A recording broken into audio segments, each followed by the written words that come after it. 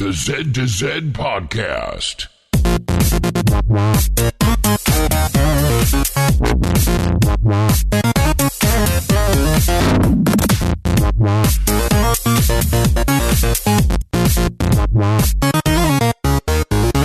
Good morning, good evening, or good day, and welcome to the Z to Z Podcast, the home for Xbox achievement hunters and gamerscore junkies.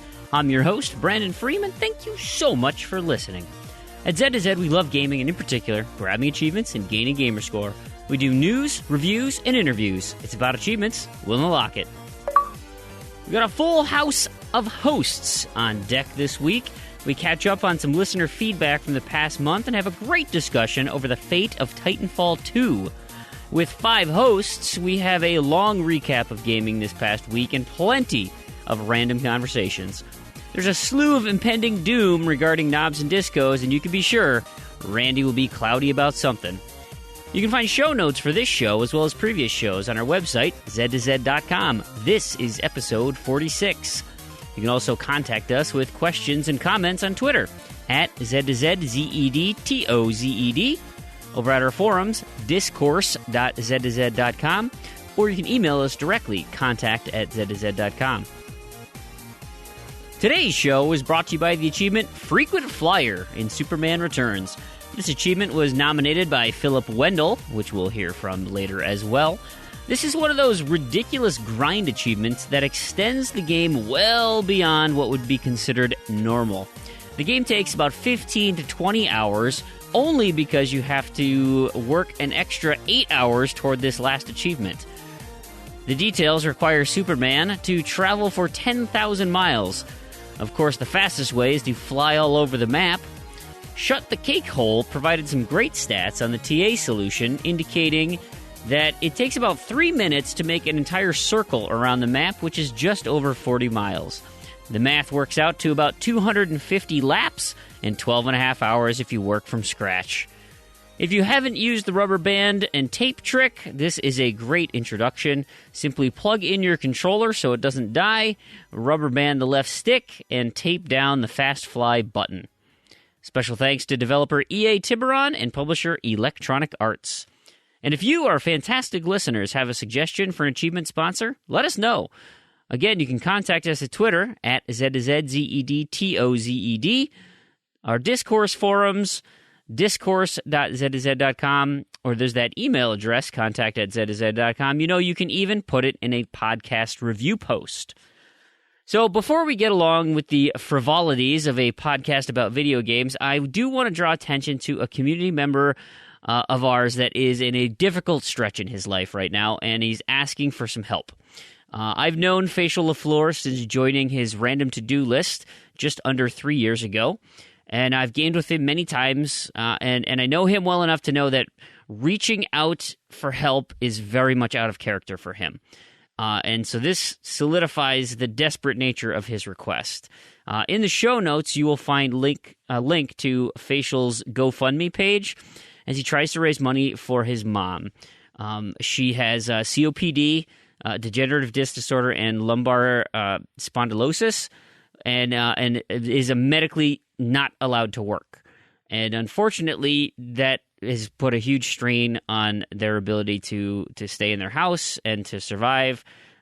They're working toward getting the Social Security disability benefits, but of course, there's the bureaucratic mess that predates actually getting any aid. And so Facial and his mom are asking for anybody's help, anything that you can spare to just help bridge the gap between now and then, and assist them in navigating these difficult waters would be hugely appreciated. And even if you can't help out, if you can spread the word, and just if there are other generous souls out there that you happen to know about, just every little bit helps.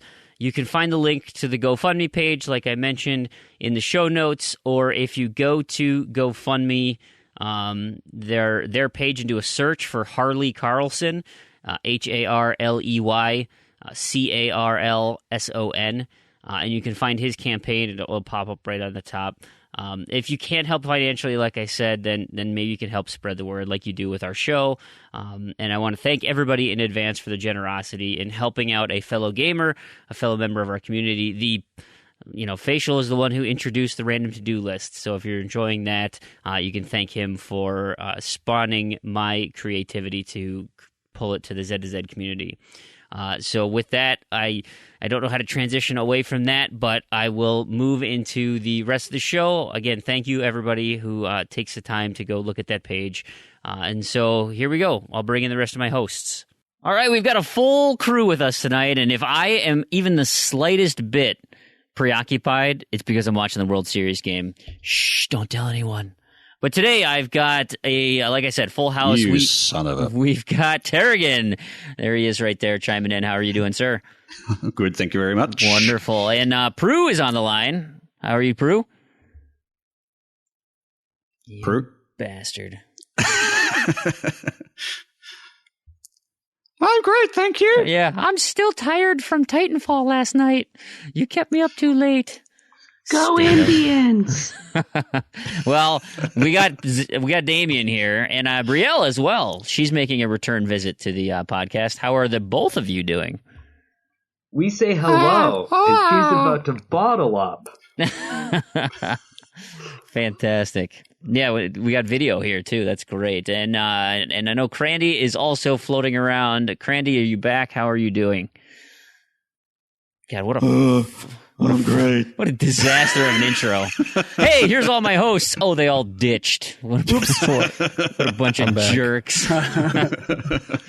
Oh, it's Proulx and Randy. So you guys, this is actually going to be in the show, by the way. And since you guys don't listen, you won't know how funny this is. But yeah, we were just talking total crap behind it. Your back. So welcome to the show, Crandy and Proulx. How are you both doing? I'm pretty rainy. Yeah.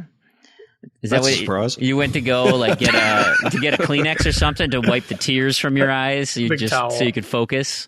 Yeah, no, it's a towel, not some a sort of a tarp, maybe. Who knows? No, the tarp just contains the rain.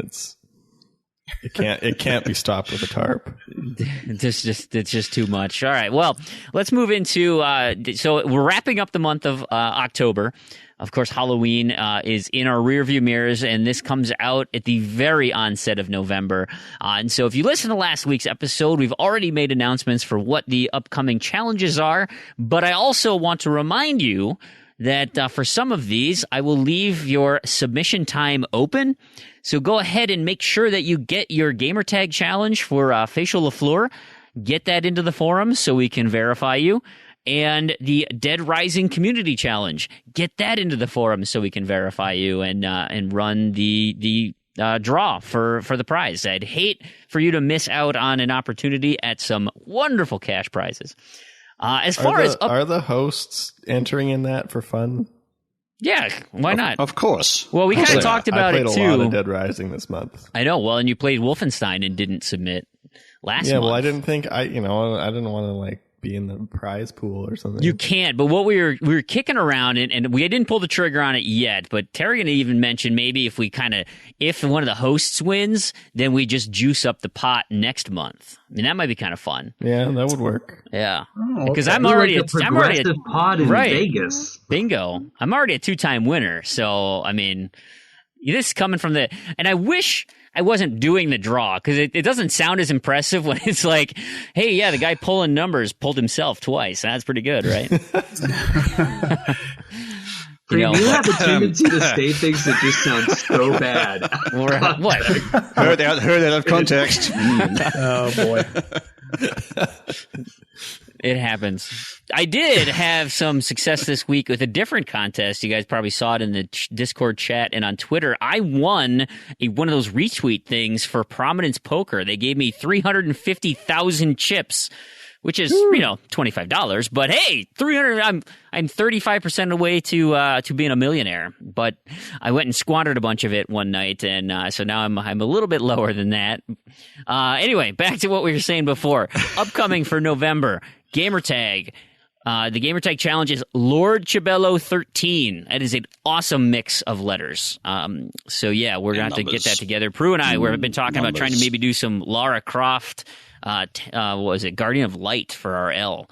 I'm throwing you on the spot right now, Proulx. So don't bail on me. Don't bail on me with that. I would never. I would never just not show up somewhere when I was supposed to be there, so you don't have to worry about that. Hey, Facial Fleur did that to me this week. I'll get that into my recap. What do we do for numbers again? I always forget. So a number is... Sorry. Oh, go ahead, Tarragon.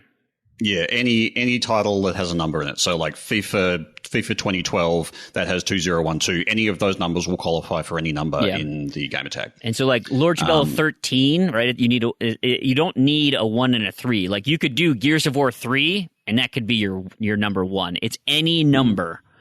Yep. But it's non-Roman numeral. All right? Yeah, so Darksiders 2, that's a Roman numeral 2. That doesn't count. Yep. But and also things like on TA they have bracket Win8 bracket or bracket whatever that might have a number in it. You can't use those either. Yeah, those don't count. Because they're not part of the title officially.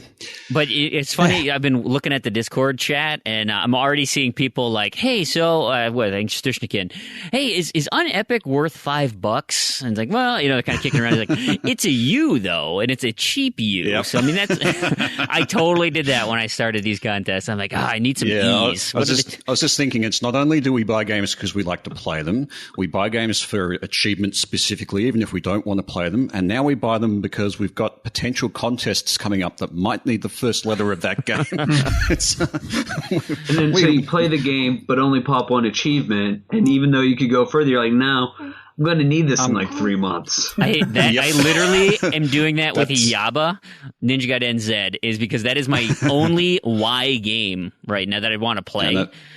I think a lot of people do that with Enslaved as well. Yeah. It's like, how do I play this again? Right? That has been a 12-month project for me, Enslaved. So that's coming up, Lord Chabello 13. It's and then our community challenge. We're going to keep this thing going. I enjoy these. I've said this now twice, and I've yet to follow through on it. But this next month, this one's for you, Randy. It's BioShock month. November is BioShock, so you can have all your Rock Band. Yeah. That's very convenient because BioShock was the next series I was going to move on to after I finished all of my Dead Rising achievements. Now, finishing all my Dead Rising achievements is still ways off because they're long games, but maybe I'll pop in and work on BioShock, do a couple stacks. But just think of all the people who will be experiencing Burial at Sea for you. Yes.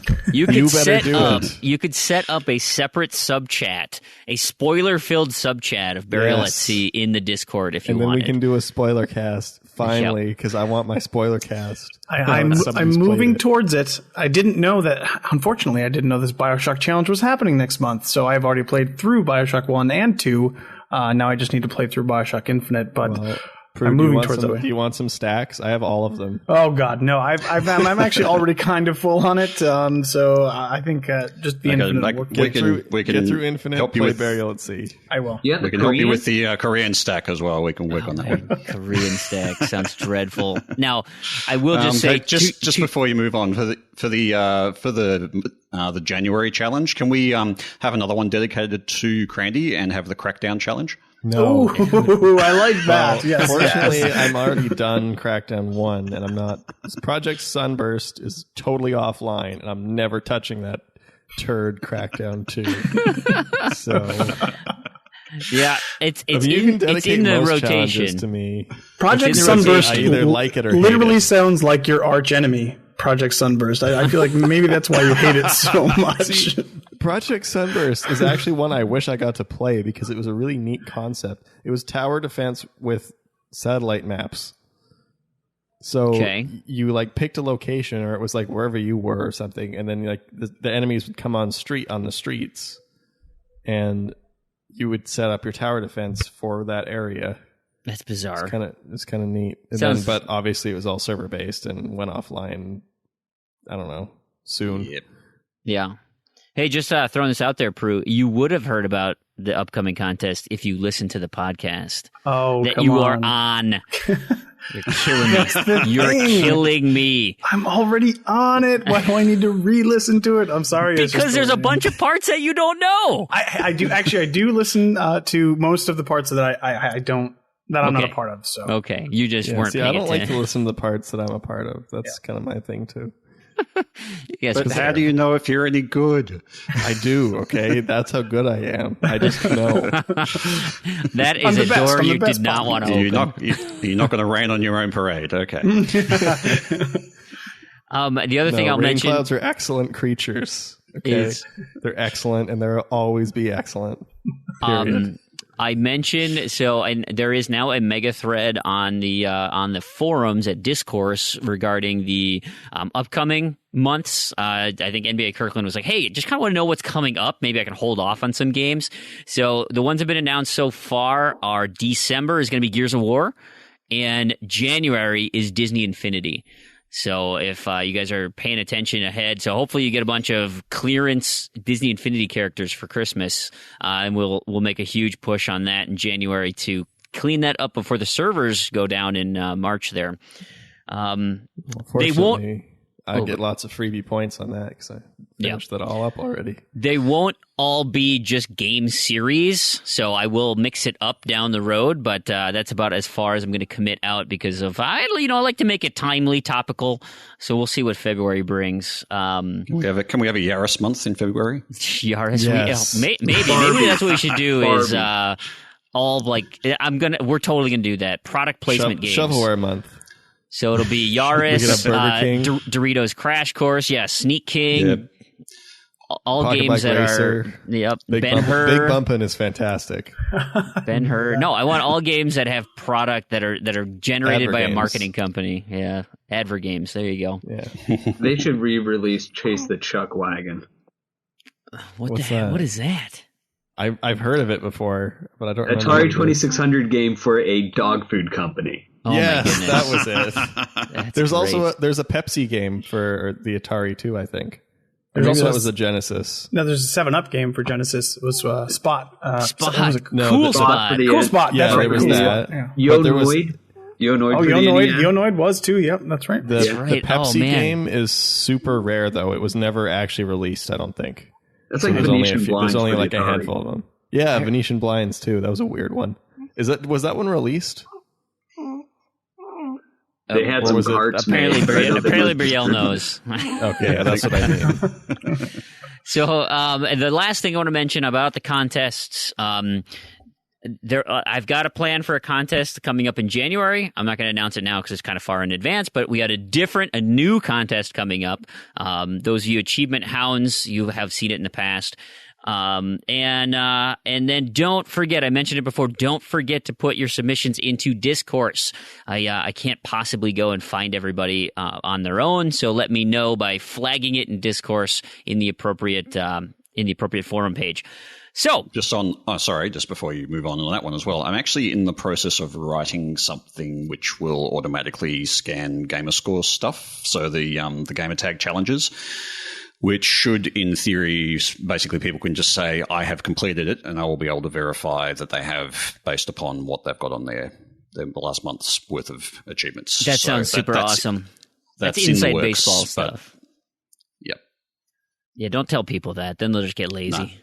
Yeah, okay. Totally completed some of it. Could you maybe just check and see how much I did? Or? What am I missing? Speaking of what I'm missing, so what I ended up playing this week, I had a busy week. I set up a bunch of gaming sessions with the community, which has been awesome. And, we got some of our standing ones that I've been a part of. But Monday was open for me. So on Monday, I went and just ripped through a ton of games for the Gamertag Challenge. So I got Lego Marvel, Limbo, Lovers of Dangerous Space Time. I'm missing my E. So this weekend, I got to finish my E. Hopefully by the time the show airs, I've got it. My plan is to finish Enigmatis this weekend. We'll see. I got to do my expert run through. But then, of course, my Gears of War 3 session, okay? So last episode, I mentioned we made it to the boss, stayed up real late on that stupid, the end boss.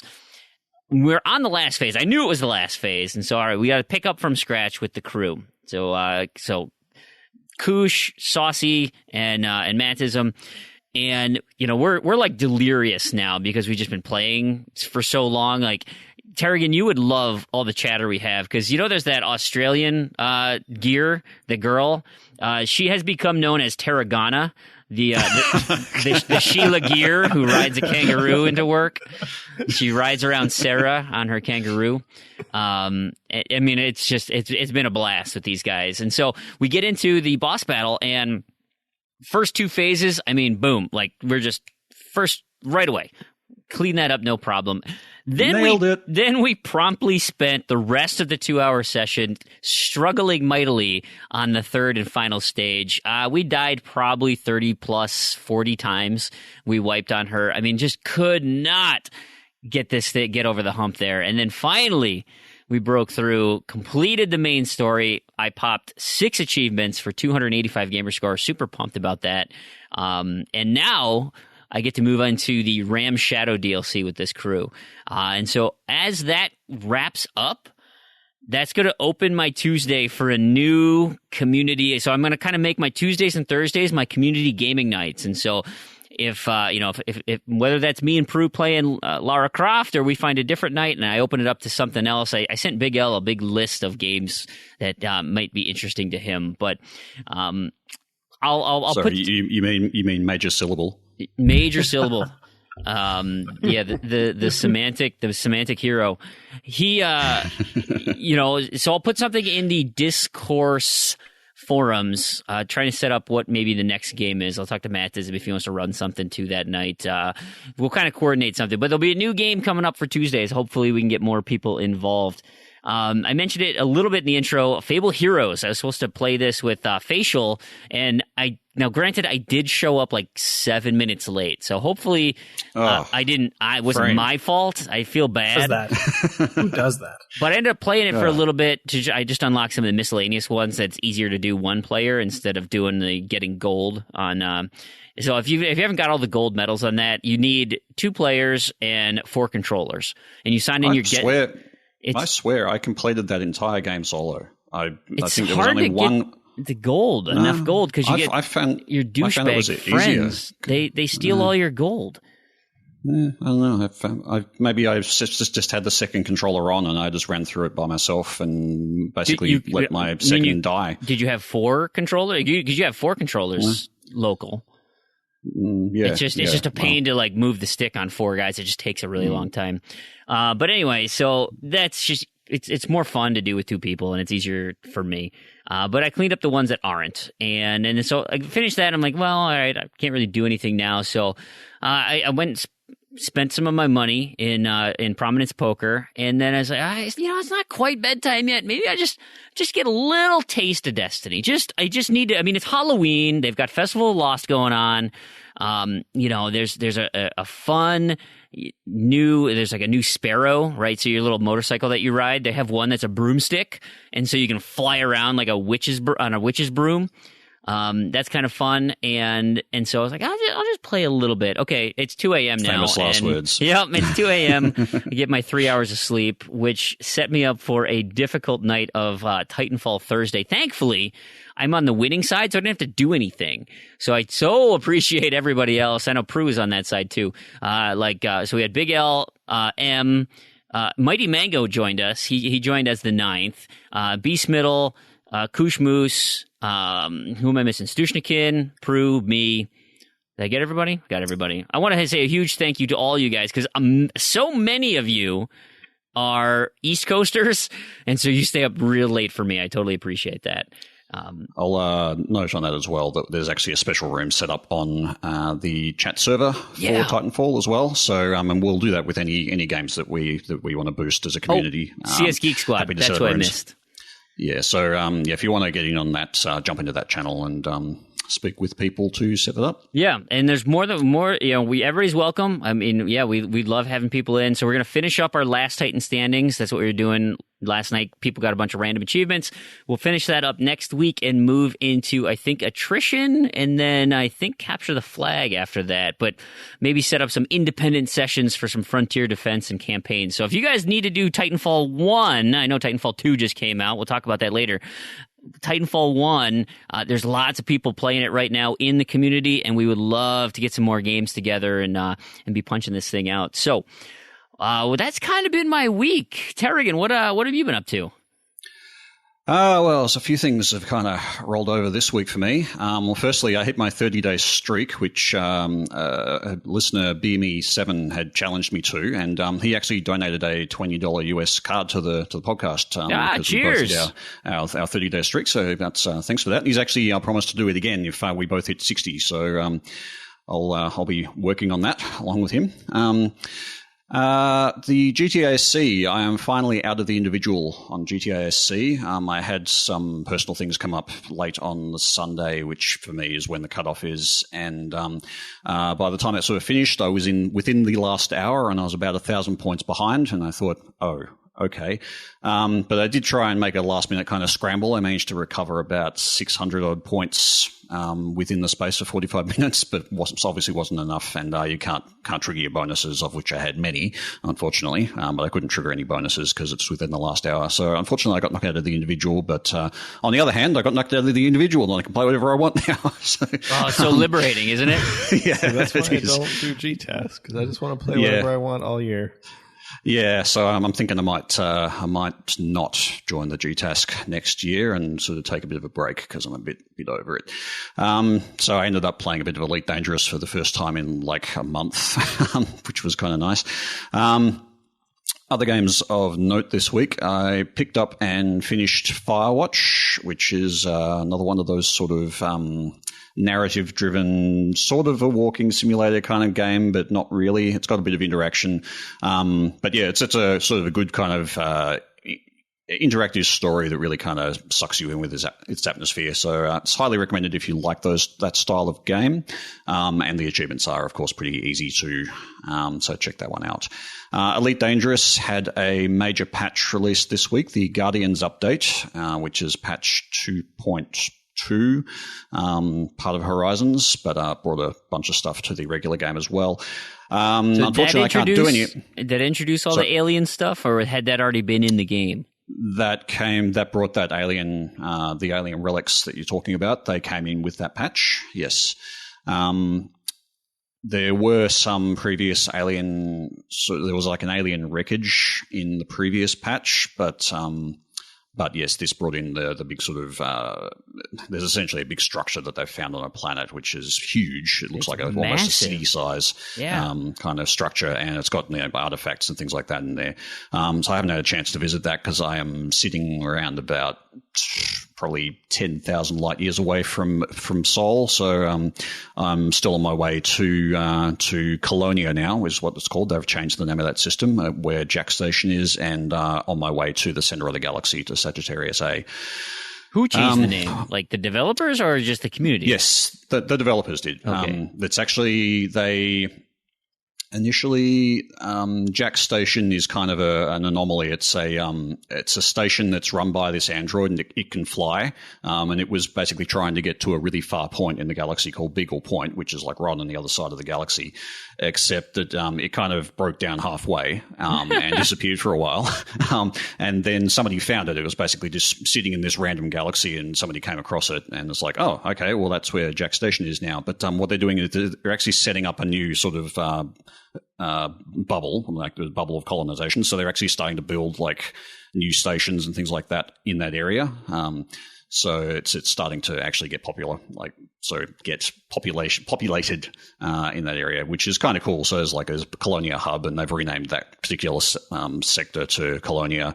There's an achievement bound to it now too. So all of that's kind of developed over the last sort of 2-3 months. That's pretty cool. Yeah. Interesting thing with the updates, there was like 41 achievements added to the game, and about half of those, I think, were for the regular game. And I found when I logged in after the update, I ended up just retrospectively unlocking about 10 or 15 of those achievements just because I'd already met the criteria. So some nice 3D game score there. Yep, that's pretty cool. So given I was out of G-Task, I started actually focusing on the random to-do list again. And one of those games that I picked up, and I think you've mentioned this before yourself, Freem, Frizzy. It's not a great game. No, I put that on my no thanks, Tarragon. I appreciate you providing it to me, but I think it looks dreadful. Yeah, it's like it. The problem with it is it's not so much that the game was necessarily bad. It's just that the control scheme that they decided to use for this thing is appalling. It's like, you want to make a timing-centric platformer, you need to have really good controls, and this just does not have controls like that. It's like, to do half of the things you need to do, you essentially need to be pressing about 6 buttons and pushing 2 joysticks at once, and it's like, no. So, yeah, I wasn't having a lot of fun getting that particular achievement that I needed for the random to-do list, but I eventually got it. But, yeah, Frizzy, I don't recommend it if you value your hands and your sanity. Yeah, right. You bring up a point I forgot to mention in the beginning, is that with November coming up, everybody gets new random to-do lists. Yes, indeed. I'm so looking forward to it. That's exciting. And we got so many new listeners who are joining up. So that's great too. We've gone over 70 people in the challenge at the moment. I think we'll probably drop about 10 of those. I don't think I got one achievement this month. Nice. Yep. Well, you'll be back, but I think there are still about 10 or so that are going to get dropped. Somebody actually said that they want to be on next month. If you actually are one of those 0-pointers and you do want to continue, just let me know and I'll re-roll a new list as long as you let me know. Otherwise, I'll just automatically drop you. Re-roll my list. Okay. A game that I had to play for the UHH during my match with Redemption was Assassin's Creed Unity, which I hadn't actually picked up and played at all. So I've actually sort of had a bit of a hankering to get back to an Assassin's Creed, so I decided to actually start playing through that. So I've gotten through to the 3rd mission of that now, I think. But there was an interesting thing in that one, which was now Unity, I think, was notorious for not being very stable. And I don't know if this was planned or not, but I died in one of the missions and I got that player desync message and then the game crashed. I thought, wow, that's taking it to extremes. Yeah, that's... literally have failed that game. You're done. Get it out of there. There was a concept in the planning of Big Rigs similar to this, where if you crash the truck, it crashes. Oh, actually, no, that wasn't Big Rigs. That was a different game. That was the text-based racing game. Right. That one, if you crash the truck, the whole game crashes. Yeah. It's to further immerse you in the depth of the game. Yeah. Mm. So it's a feature, not a bug. Absolutely. I think the only other thing of note is next week I won't be on the show, and that will be because I will be at PAX Australia. So if anybody who is listening is going and wants to meet up, shoot me a message somewhere, or otherwise, I'll be back with a bit of a report from PAX the following week. Awesome. Yeah, we look forward to that. We should do something special for that. So it'd be 2 days after you hear this, you'll see it on the forum. You will have seen it on the forums with whatever we do. I got some ideas. So, cool. Does that wrap you up there, Tarragon? That is it. That's it for me. We should see what Damien's been up to. Dang. It's been... Oh, damn. Yeah. No, it's been a crazy week, as actually some people may or may not know, depending. I had to fly to Vegas for literally 8 hours. So I spent more time in the airport, and I was in Chicago yesterday. Jeez. Laid over. Yeah, so my gaming has been sporadic, so a lot of leveraging of the Windows Phone, but I did also finish up the Gamertag Challenge. Nice. Yay. So what did I do? I started Rocket Riot because I knew all the DLC was free. Right now, so I'm like, I should probably just download that and whatever. What was it, like $3.99 to buy the game again, which is a fun game. So I kind of popped the first 2 achievements in that and have just left it for later. And then I've actually been going back and playing Oceanhorn. So I saw that. Yeah, slowly working through that game. It's fun, and I think again, you're putting up a lot more hours in that than I thought the game was going to project to. Like, I know you had a decent quote-unquote head start on your time, but are you just still like languishing a little bit because of the PRL, or are you actually... Well, it's that and it's work. I think back to when Smirnoff did his interview, and if somebody actually watched me stream playing, during work hours, it's super boring because I'll be able to do something for 10, 20 minutes. Sure. Somebody calls, put it on pause, get stuck doing emails. 3 hours later, you come back, play for another 20 minutes. Okay. So maybe it's not quite representative of the actual time you need to put in. Yeah, because then a lot of times you're coming back 2 days later going, what the hell was I doing? Right? Trying to find something. How do I play this game again? Yeah. Never quite that bad. Oh, that's what's going to happen with Deadpool. I'm down on my hard run, and I'm at the last boss, and so obviously I've not played it now for 2 months, but I'm going to come back going. Filthy preloader. Total disaster. Oh, yeah. Filthy preloader. Exactly. That's exactly what it is. It's all preloading. It wasn't that I just got distracted with something else. So then I was doing... Oh, sorry there, baby. A little coughing.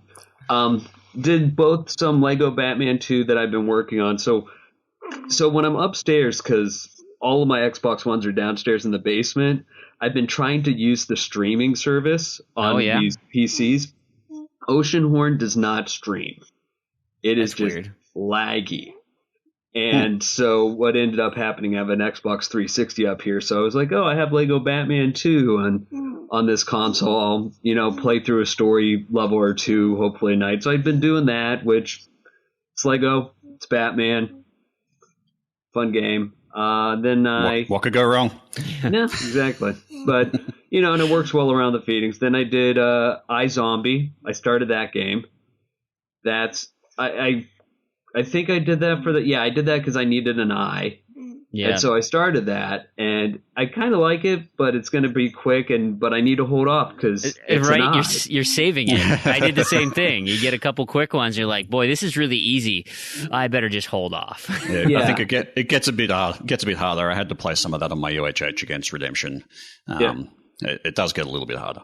Yeah, well, I think all of them, there's slight challenge, but, I'm looking at my milestone I hit this week, and I hit 875 games played. Yeah, it gets a little challenging, but definitely played harder games, so it depends on just sitting there and focusing. So then that put me into where I had to go to Vegas and back, so that put me into 2 days of Windows Phone. So I went and bought Lode Runner Classic because I realized I haven't seen any red stripe deals now for Windows Phone for over a year. So I figured that at least not for live enabled games. I think they still have them, don't they? But they haven't come up for live enabled games for quite a while. Yeah, maybe. So I figured, you know what, at $3.99, it's going to be as cheap as it gets, and I'd rather just buy it before it gets delisted. So, and Lode Runner was a real pain to complete. I was going to say, I saw you completed it, so I thought, well, it's doable. Maybe it took me like 40 hours. If Randy's done it, it's got to be easy. Yeah. The problem is, I really like Lode Runner, and it was a really good port of Lode Runner. Yeah. But it's a platformer on Windows Phone. It just doesn't work. The controls are terrible. I will agree. I started finding that, but now it's on my tag, so I have something to play on. Yeah, it's doable. You just have to chip away at it. Some levels are going to be tough. A few I had to use videos for just because they were really tough, like particularly closer to the end. Yep. But I mean, it's not impossible, and anyone can do it. It's just it gets really tedious when you're doing 150 levels with terrible controls. Yeah. That sounds miserable. So if you notice on the flight back, I started playing a lot of Final Fantasy Windows Phone. So I'd had that started. So I'm trying to get everything off of my, what would that be? My Lumina 980. I don't even remember which model it is now. I want to start finishing off those games because when I go to my Windows 10 phone, I don't want to, download a game and be like, oh, I was halfway through it and now my progress, I need to start all over. So yeah, right. That was one of those big monstrosity games to get through. And then that was pretty much it. Oh, and then Xbox Fitness. I'm at 42% of my 5,000 stars done. So yikes! Almost when does that close? It's a year from now, right? Just over a year. But the content I'm using right now to do the 5,000 stars will go off December 31st or whatever. So I'm trying to do 2-star or 2% a day on working like weekdays, Monday through Friday. So I should have the 5,000 stars completed before the end of the year. and that should have a large chunk of the last achievement taken care of. So I just have to jump a lot for hours. Are you using the paper guy with the fan? No, I'm doing it all myself. Dude, my core is going to be so amazing. Yeah, plyometrics like you wouldn't believe. Yeah, you're going to see me on a warp wall going, dude, I'm doing this one-handed. Now you're talking. Yeah. So I know we haven't heard from Proulx in a while, but I feel like Crandy has already told us it's going to be depressing. So I want to get him out of the way, and then Proulx can bring it home with some fun. So Crandy, what have you been up to? Well, something a little different this week. I played a game for fun. I don't believe you. What? Yeah, no. I played a game for fun this week. I started Who System are Shock. you and what have you done with Crandy? Hide the pickle. I started System Shock on PC. That is BioShock is a spiritual successor to System Shock. So the story behind that, I applied to a job at Night Dive Studios, which is remastering System Shock and is publishes I think it's called the Enhanced Edition that has slightly better controls.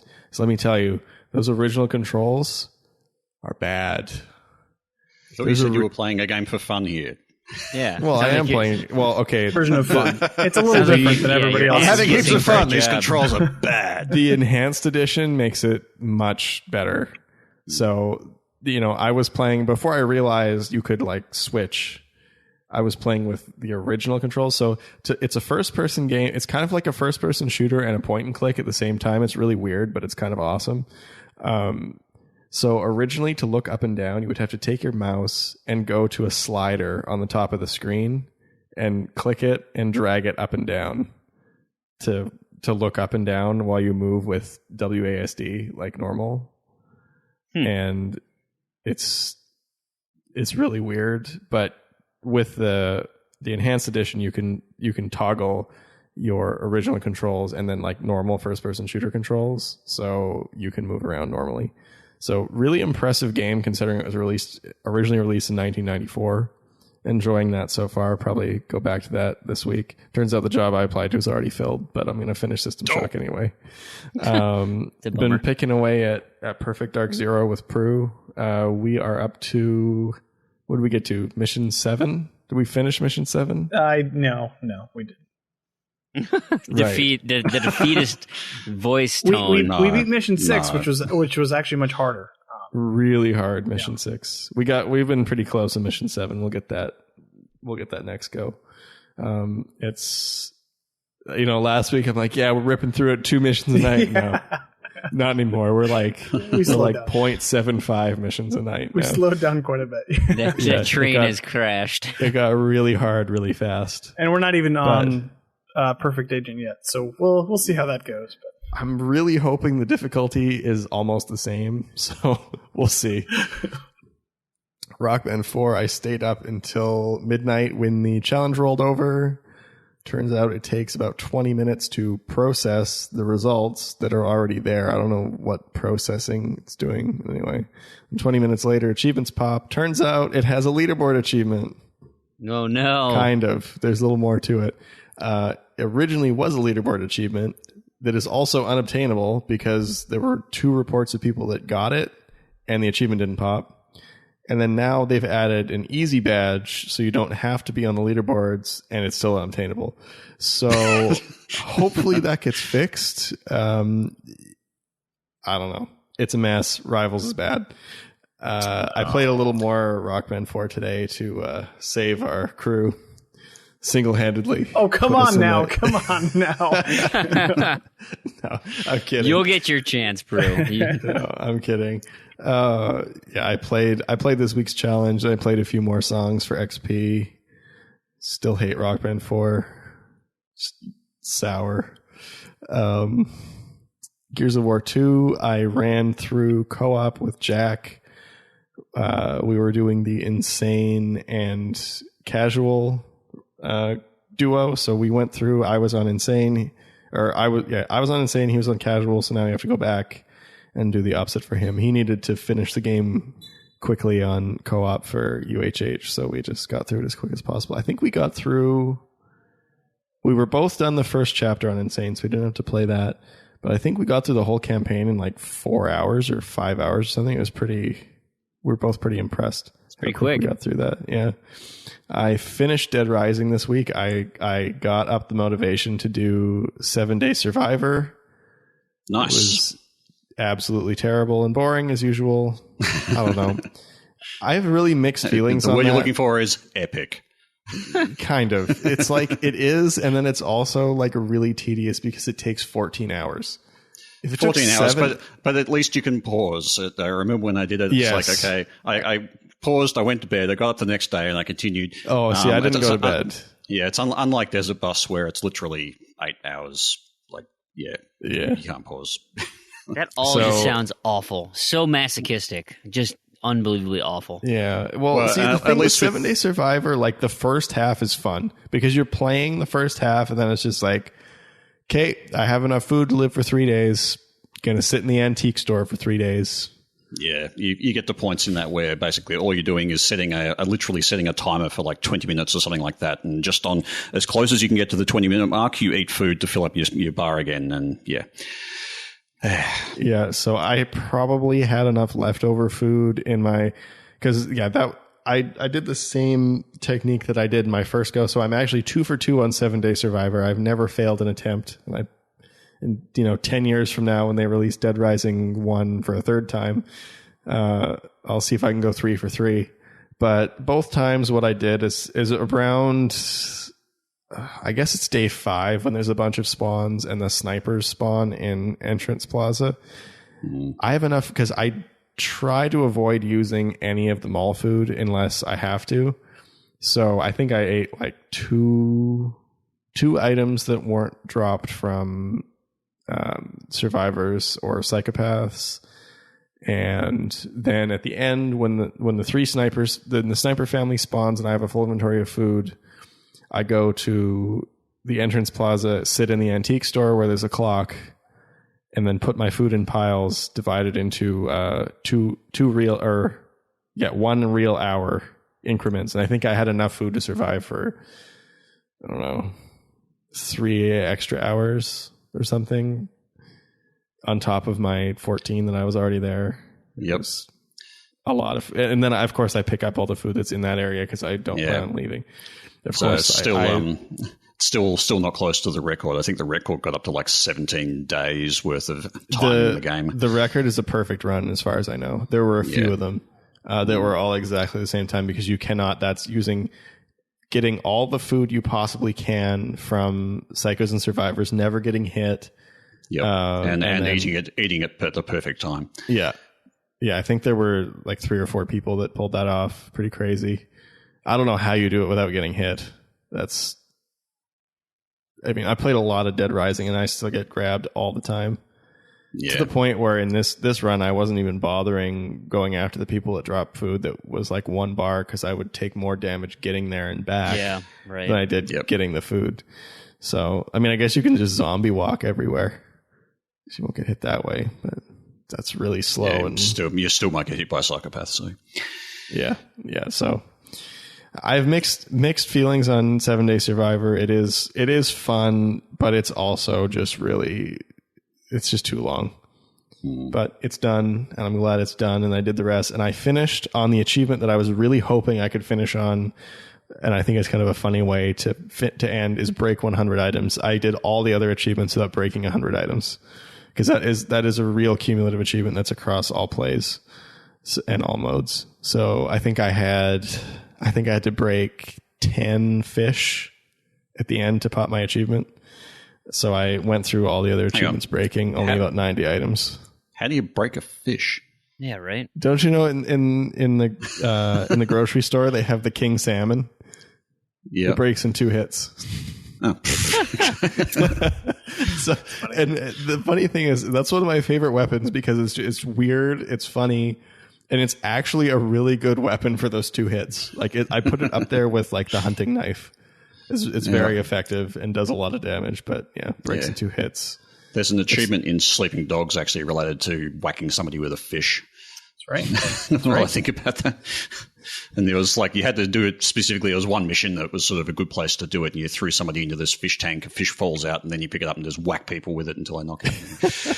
I think you have to weaken them a bit first, because you actually have to knock a person out with a fish. Nice. So you have to kind of beat them up a bit first and then whack them. And because the fish doesn't last long. Anyway, it's a good achievement for sure. Yeah. So yeah, that's it for Dead Rising. I'm done again. Dead Rising 3, just picking away at that, mostly collecting collectibles. I finished, other than playing with 10 different people, I finished Super Mega Ultra Super Dead Rising Mega Arcade Remix. Did all the costumes, which was tedious. Did all the supers, which was tedious. Overall, decent DLC though. Working toward finishing Dead Rising 2 off the record. I was just picking away at kills. I think I've got like 35,000 more kills or something to go, so a couple more hours left there. Yep, I found that one actually went pretty quickly. The second time I did it. No, I did that one first as well on my second run through that game.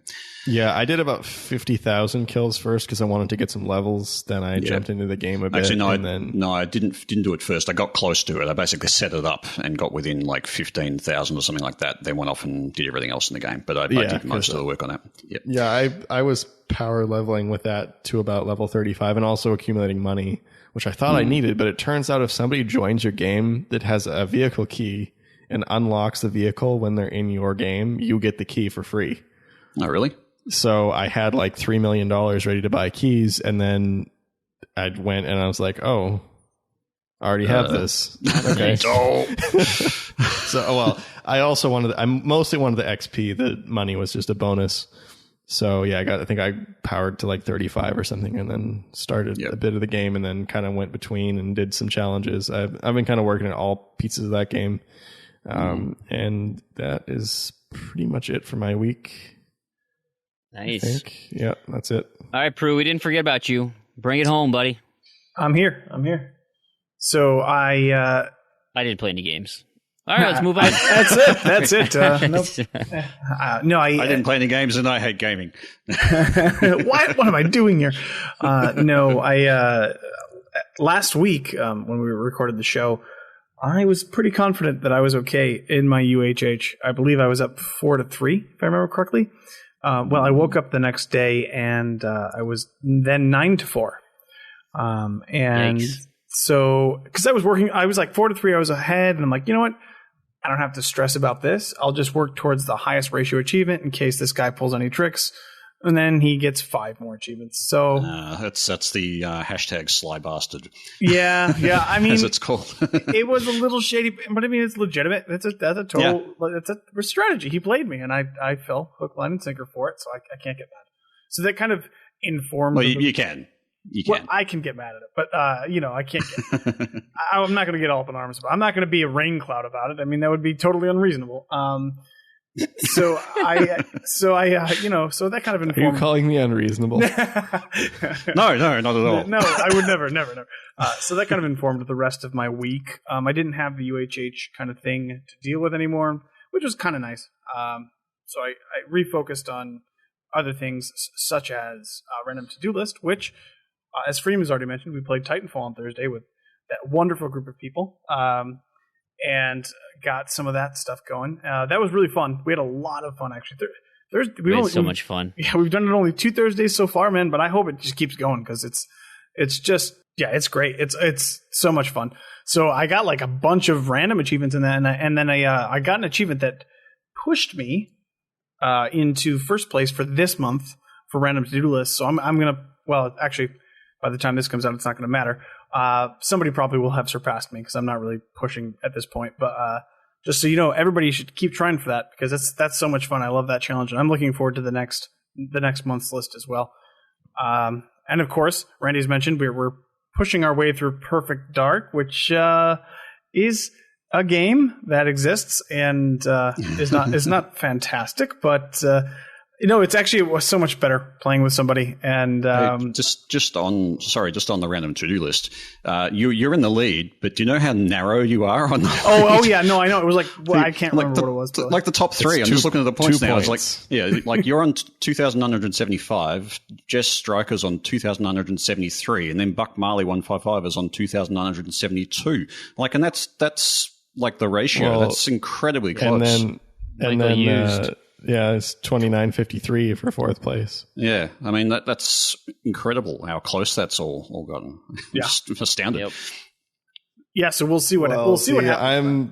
I'm pretty up there too. I've got like 400 points or something. Nice. Hey, you know what? Maybe it's pretty crazy. Maybe by chance we'll both end up hitting like a perfect dark achievement next round. And then it'll bump us. That'd be nice. Well, actually, I would really like my rare replay achievement to come up because then that's more motivation. Because I'm 5 gamer score. I've been 5 gamer score away from completing that game for a year. So why have I not gone to that sooner? It's stupid. Yeah, that'll give you a good bump for sure. Yeah. So besides that, I played a little bit of Dead Island for the random to do list. Don't really love that game that much, but that's okay. And then kind of I just have been doing random stuff. I almost finished up BioShock 2 on the Xbox One, the remake here. Just have to do the Protector's Trials, which are really awful and boring and terrible. Kind of reminds me of the challenge, the DLC from Borderlands. That's just that. Yep. Moxie. Thank you. Moxie, yes, I can remember. Yep. It's just Except Protector Trials is like one Moxie arena. Well, yes, it's true. I'm not. Moxie is much, much worse, but it's like the same kind of thing where it's like it strips everything away from the game that makes it fun and gives you the part you don't like. So it's just whatever. I just have to work through that. Started Batman the Telltale series. Played through the first 2 chapters. Good fun. It's Telltale. It's pretty standard stuff, but it's. I'm excited to see what happens. They're doing their own spin on the whole kind of story. Yeah, I'm really curious how that plays out. Like, because Batman's so well established, so like to kind of tweak it a little bit, I'm really interested in where that goes. Yeah, it's actually really cool. And I didn't mean to, but I kind of read a little bit of a spoiler about episode 3, which just came out like yesterday, I think, or just this week, and where I thought the story was going appears not to be where it's going, so that's also cool. But yeah, they are putting their own spin on the Batman mythos, which should be fun to play out. Other than that, I try to finish a game a week, start and finish a game in a week, so I played through Unmechanical, which was, I think, Games with Gold a while back. I don't know why else I would have had that, because I don't think I paid for it. But anyways, it was a easy game. Less than 3 hours. Got to play through that. Oh, and then Rock Band Rivals came out, which was so much fun. Me and Randy, we just had a blast. He was smiling from ear to ear. It was awesome. Big Elm and Matriarch were all there. It was just, we're all part of this group. It's not perfect. It's not. I have frustrations with that game as well. But it's $30. It's $30. It's for Battle of the Bands from Rock Band 2. It's overpriced. It is. But $30. But it is motivating us to play the game again. So you have to admit that is. Listen, you're $30. The achievements are a big part of that. Yes, achievements are a big part of that. And by the way, and they probably will have fixed this by the time this comes out. But we played Rivals mode, and you're supposed to get achievements for helping your band get further in Rivals mode. Well, Rivals mode goes from a week to week, and it ends on, I can't remember, I think I'm going to say a Tuesday night, and resets itself on Wednesday. That might be wrong, but you get the idea. There's a 24-hour cooldown in between when it ends and when the next period starts. So I'm wondering if it's going to be a different day every week. I don't know if it's an 8-day cycle or a 7-day cycle. I didn't actually check the timer today. Yeah, I didn't either. But here's the problem. I didn't check the status. I didn't go to the results screen between when the old challenge ended and when the new challenge started. So I actually didn't get the achievement. Unless you check those statuses during that period, you can no longer get to that screen and get those achievements that you worked that week for. So just as an FYI, Other than that, I've been working a little bit further on Gears 4, which I mentioned last week was pretty tough. We did finally make it past the prologue, my friend and I. But it's getting a little bit easier. Believe it or not, the prologue has been the hardest part so far. It's tough. It's tough on Insane. Weird. Is it just because you were like so rusty on it, or? I think that was part of it, but also it's really unforgiving. I mean, you poke your head out and you get shot and you're dead, and that's it. You're done. And it's been a while since, and I know you just went through Gears 3, the ending, and I remember that being a struggle as well. Brutal. But man, it's tough. And then the last thing, I just have to mention it because this will probably be a big part of what I've been playing next week. Skyrim came out and just started that, so I'll probably be playing that for the next 3 months again. So we're not going to see you till next year. Yeah. You're lucky I came on the show today. I'm just kidding. But yeah, it's so great. I love it. I love that game. I'll be playing that for a while. How are you going to do all your Dragon calls with your Kinect on? No Kinect. I never had a 360 Kinect, so I never actually did that. You're just not experiencing it. Did they just cut all Kinect support even with Kinect 2? Oh, I bet they have it. I know. Yeah, I have no idea if they have it or not. So yeah. All right. Well, wow. That was, man. We were busy this week. So we'll move into some listener feedback. Before we do that, we'll give Damien the rest. He can go and lay his daughter down and go to bed. Is there a shovelware this week between you guys? Yep. What are you guys doing? Perfect Woman. Oh, nice. Talking about Kinect support. Yeah, what? If anybody knows. Unobtainables and all. Yeah, not on my tag. Same here. Not on my tag. On hers. Spazpol HP right here. There it is. Perfect woman. Yeah, it's a baby that doesn't do anything. Perfect. All right. Well, awesome, Damien. We will hear from you later in the show. Thanks for having me for at least the first part. I'll be back on later, guys. See you later. Awesome. Thanks. Bye-bye. All right, with Damien gone, let's move into listener feedback. I want to give a huge shout out to, we got a little monthly catch up, and we got 3 new podcast reviews, and I know they're all X1 Bros listeners, so I want to say a huge thank you to you 3 specifically. We'll start with from September 1st, X1 Silence 42, Casey Height. He does an awesome job of promoting his show via Twitter. We can't thank him enough for all the positive things he's been saying, and this wonderful review. He says, I say the headline, right, the title is second greatest Xbox podcast. He says, I say second only because everybody knows I'm an X1 Bros promotion shill, but for a guy who doesn't hunt for achievements a lot, I enjoy listening to your guys' strategies, and for doing so, you are all entertaining. Brush up on your Rocket League. Oh, Casey, you don't know the half of it. I think the best thing we can do right now is at least own Rocket League. So we're there, and I think just because of our gaming prowess in general, I mean, what do you have to practice on, right? Rain clouds are excellent beings, therefore we will win. The logic is sound there. Thank you, thank you, Silence, for that. All of my practice in Ben-Hur and Elite Dangerous has surely set me up for great things in Ben-Hur is pretty much just a better version of Rocket League. Absolutely. That's it. Yep. And it's an Xbox exclusive. Back in mid-September, we got a review from Philip Wendell, who he's actually been pretty active in the community as of recent. Says, "Hey, excellent production quality, length, and content. I've been enjoying catching up with the past episodes on my commute. Keep up the good work, guys."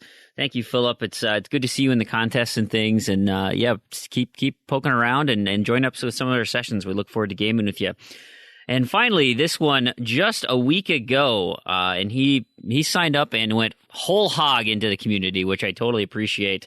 Rocker Dude 5012 says, these guys deliver news, reviews, and interviews in an easy-to-listen fashion. Unlike other podcasts, you won't find these guys yelling at each other to get their point across. They have excellent discussions, and their reviews are in-depth and informative. I definitely look forward to my commute on podcast day. Oh, and they love achievements. It's safe to say I've been hooked ever since their interview with the X1 bro, David himself, which is when I found out about the show. Keep up the fantastic work, Zed to Zed.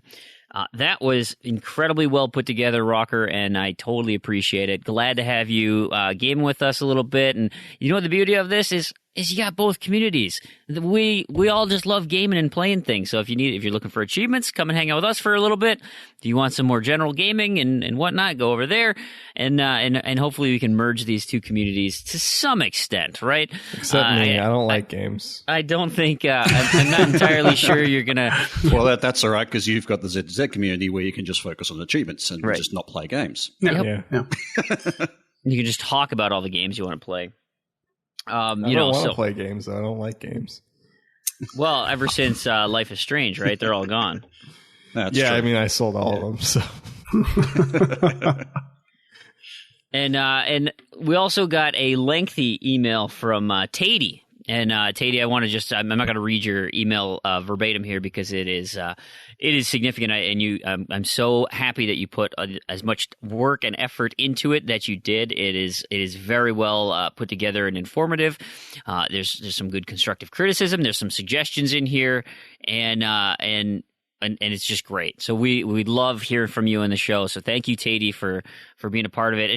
Tarragon, is there anything you want to pick out in particular? I know there's a conversation he wants to have in here, which we can save for this show. We can save for another show. I'll kick it over to you. What are you thinking? Let me just quickly scan over the email again because I've forgotten the context. But,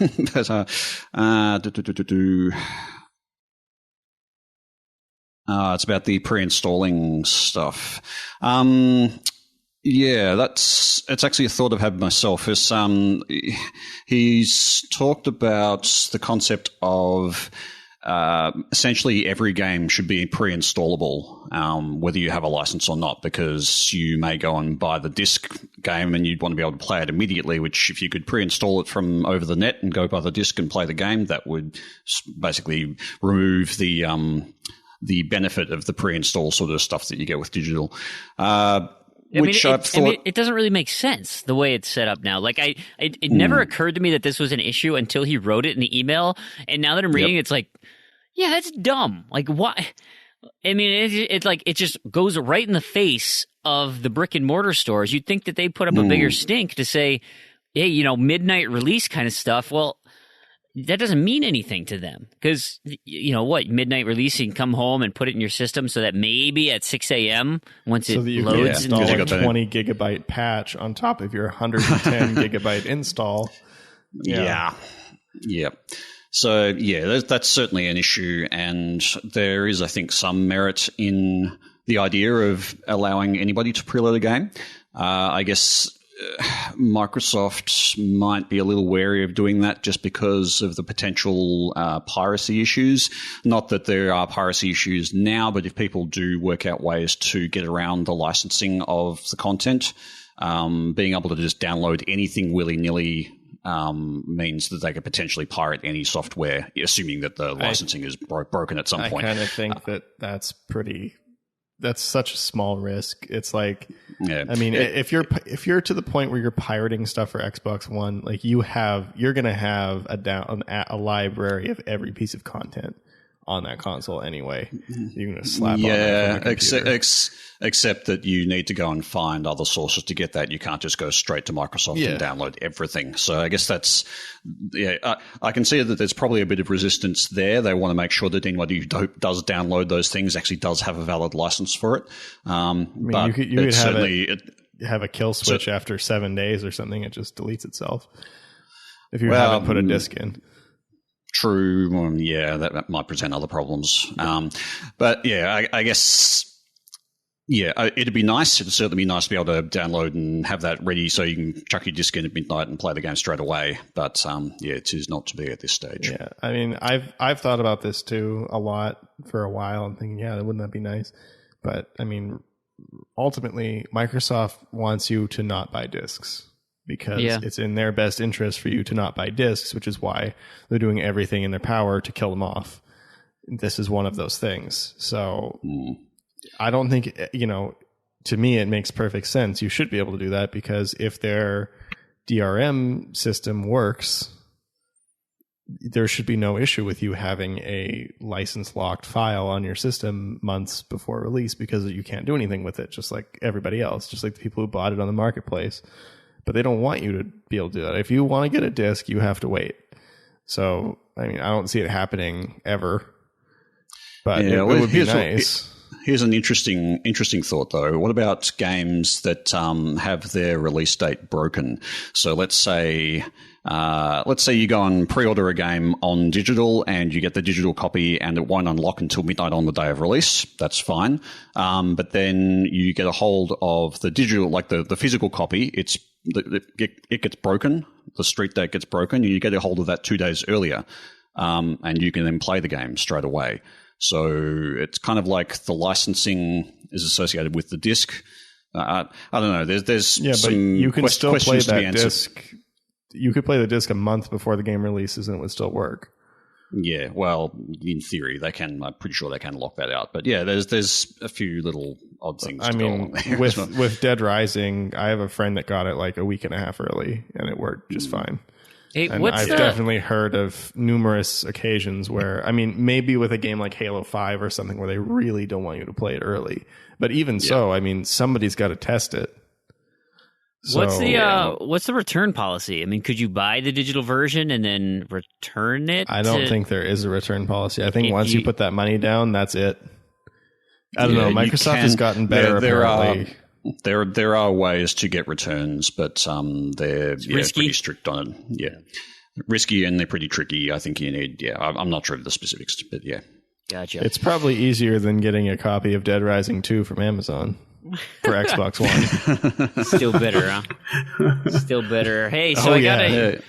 You know, if you had actually gotten that digital, you would have been able to play that on day one. Just saying. I still haven't played it, so the playing it is not an issue. It's just the fact that I got $80. No. Yeah, I got $100 worth of games for $20. Now, I had to spend hours on the phone yelling at people, but... Hey, if I could spend hours on the phone yelling at people and get free games, I'd probably be okay with that. Maybe. I don't know. There's that. It's not fun. It's not something I looked forward to doing. I can put it that way. Yeah. I mean, it's a funny story. That was the only thing that kept me going, and I just being like, whatever. I'll just buy another one. So I had a question on my friend feed from Cinecide, and he said, hey, if the 360 ends, that's kind of his first question. He says, when do you think it'll officially shut down? Do you think we'll have to complete all of our 360 games before that, or are there going to be some kind of workaround? I'm curious what you guys think about the remaining life on the 360. I mean, it's getting pretty long in the tooth here. I think if you look into what Phil Spencer is suggesting is ideally all of these games become backwards compatible, and so that they could start kind of shutting down some of those 360 specific services. I don't think that's going to happen because the backwards compatibility relies so much on those legacy systems. They're not going to remove that. They can't really patch it out. The games themselves are built around that concept and that console and those APIs, so they have to exist for those games to work and particularly to unlock achievements. So as long as backwards compatibility exists, we're still going to have the 360 infrastructure for achievements at least.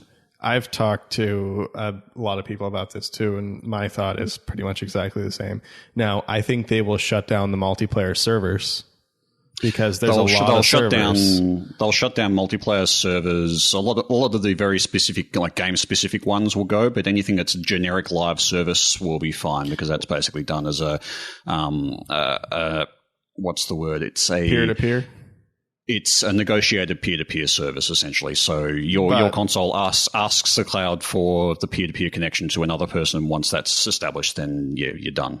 All of those things still have data associated with them. So you've still got huge amounts of data in leaderboards, in levels, in all that stuff. And I don't imagine when you have a mostly dead service, I don't think Microsoft's going to want to keep that around. And I think once those go, then the other parts of that are going to go to. Yeah, is it really that much data in comparison to, say, the digital storage of the game itself and where that's stored in the cloud, the storage that takes up for every single person who's played any single game that's got an achievement in that particular game, the cloud storage sort of options? I don't think that the leaderboard's actually going to be, like, leaderboards and that other information is actually that significantly large that compared to the other bits and pieces that go along with games on I guess the it's service. not necessarily just space, but I'm sure there's some kind of maintenance involved in that too.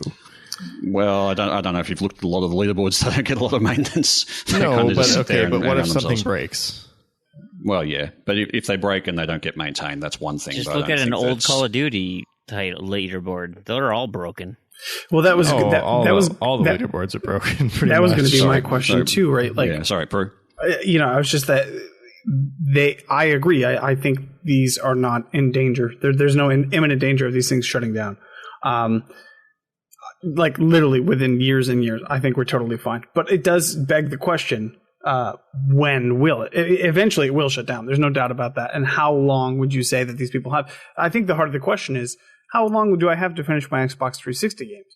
And it certainly does have a limited shelf life, right? So I just looked it up for fun. But XP support ended in 2014 after 12 years.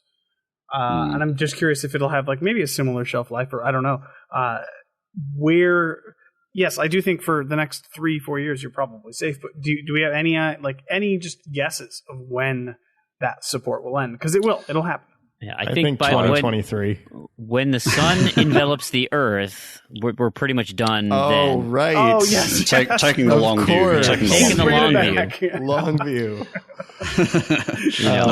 I would say for as long as the Xbox One is alive, you're going to have 360 achievement support at least. Yeah. I just can't see that being turned off unless somehow the next console comes out from like whatever they decide to do next, whether it's another sort of progression like the Scorpio. So let's say the Scorpio 2, and if it continues being the same kind of architecture but just improved hardware, but following the same kind of line of achievements and infrastructure, it's probably not going to go away because they're always going to have backwards compatibility support. Yeah. So as long as there's backwards compatibility to support, it's going to be fine. And given that they're probably not going to pull a Sony and they're not going to remove backwards compatibility from the console, I would say that it's going to be for at least as long as the lifespan of the Xbox One, if not longer. Yeah, I think you're just going to run into the individual game servers that are like we've been seeing, right? Yep. I mean, there's a slew of them coming up. There's many that we will anticipate coming up. And those are done by the publishers and the developers saying, I just can't afford to keep these open anymore. Well, and they're usually non-Microsoft servers anyway. Correct. So it's like, you got your 2Ks, you got your EAs, there's a few other ones here and there. But I'm pretty sure it's safe to say that there has never been a Microsoft server that's actually gone and shut down like that. And I don't really think there's dedicated Microsoft. Yeah, there is. There have been plenty. Game Room. Game Room's back, I think. What? Or maybe not. No, not listed, but like the server functionality was down for a very long period of time. Okay. Lips was pulled with zero notice. Forza, many Forzas have had services pulled. Okay. There's at least one. Microsoft is actually they're really bad about pulling servers without notice. Because, the only ones that ever get noticed that I recall are Forza. And even some of those now. And like Forza 2 got notice. The other ones just kind of broke. No, Forza 2 one came back, didn't it? Or was it another one? Forza 2 Auction House is gone. Yep. Anyway. The multiplayer part is still there. That's the typical peer-to-peer stuff. But Lips was the one that really... that I was really upset with. It got pulled the day before I was going to start it. And good thing it wasn't the day after. Well, I would have gotten the 2 achievements the day of. Then I would have had 2 discontinued achievements because I wouldn't have done those. But no, Lips had 2 leaderboard achievements. And I spent a lot of money buying Lips and all of its expansions, including the UK exclusive one. And then Lips stops working. That is a terrible name for a game, by the way. Yeah, it is. It was a terrible name. I don't think it was a terrible game, though. You don't want to come over and play Lips, Freem? What are you trying to say? I don't understand. I don't. I'm sure you could say something totally inappropriate by accident with Lips, Freem. Just look. I mean, I can pull my own name all day. I just. Then the other thing, back on 360 servers, and the thing is too, as long as those core services are running, there's no reason that your 360 console is going to stop working too, which is nice. So as long as there is backwards compatibility support for 360, which if this kind of whole idea of the ecosystem of consoles becomes a thing where you don't have consoles anymore, you just have this is compatible the with live service. And you have your library. Your library, and the library doesn't matter, is cross-platform, essentially. Yeah, and will be cross-platform for the foreseeable future. Well, then, we may see 360 support in 10, 20, 30 years from now when that whole kind of platform is still all there as one platform. Yeah. So, and I think also just because the Xbox, the Games for Windows Live service also piggybacks off the 360 service in that sense, I'm pretty sure you can say that that's also safe. The marketplace, of course, is gone. No, marketplace is back. Is it? Okay, yeah, well, it's fixed. The marketplace is flaky. Yeah, it's always been. The client is flaky. The marketplace has always been solid until it was down. So yeah. So that actually getting the games authenticated and all that sort of stuff might be a little bit tricky, but the achievements should still work as well as they've ever worked anyway. And Windows Phone 7 and 8, I imagine, is probably the same or similar. Because, that was the other thing I was going to point out is, look at Windows Phone 7. That's been around for a long time and it was not very popular. And that's still going. That marketplace is even still there.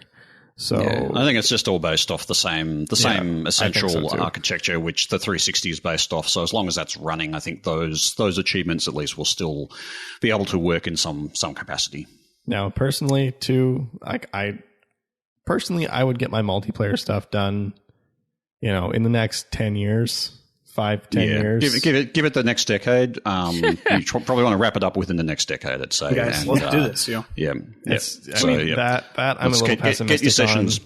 Get your sessions going now. In terms of offline achievements, definitely with offline achievements, you've probably got until probably still got till the expansion of the sun before you have to worry about that. No, I think you'll till your red ring and you can't find a replacement.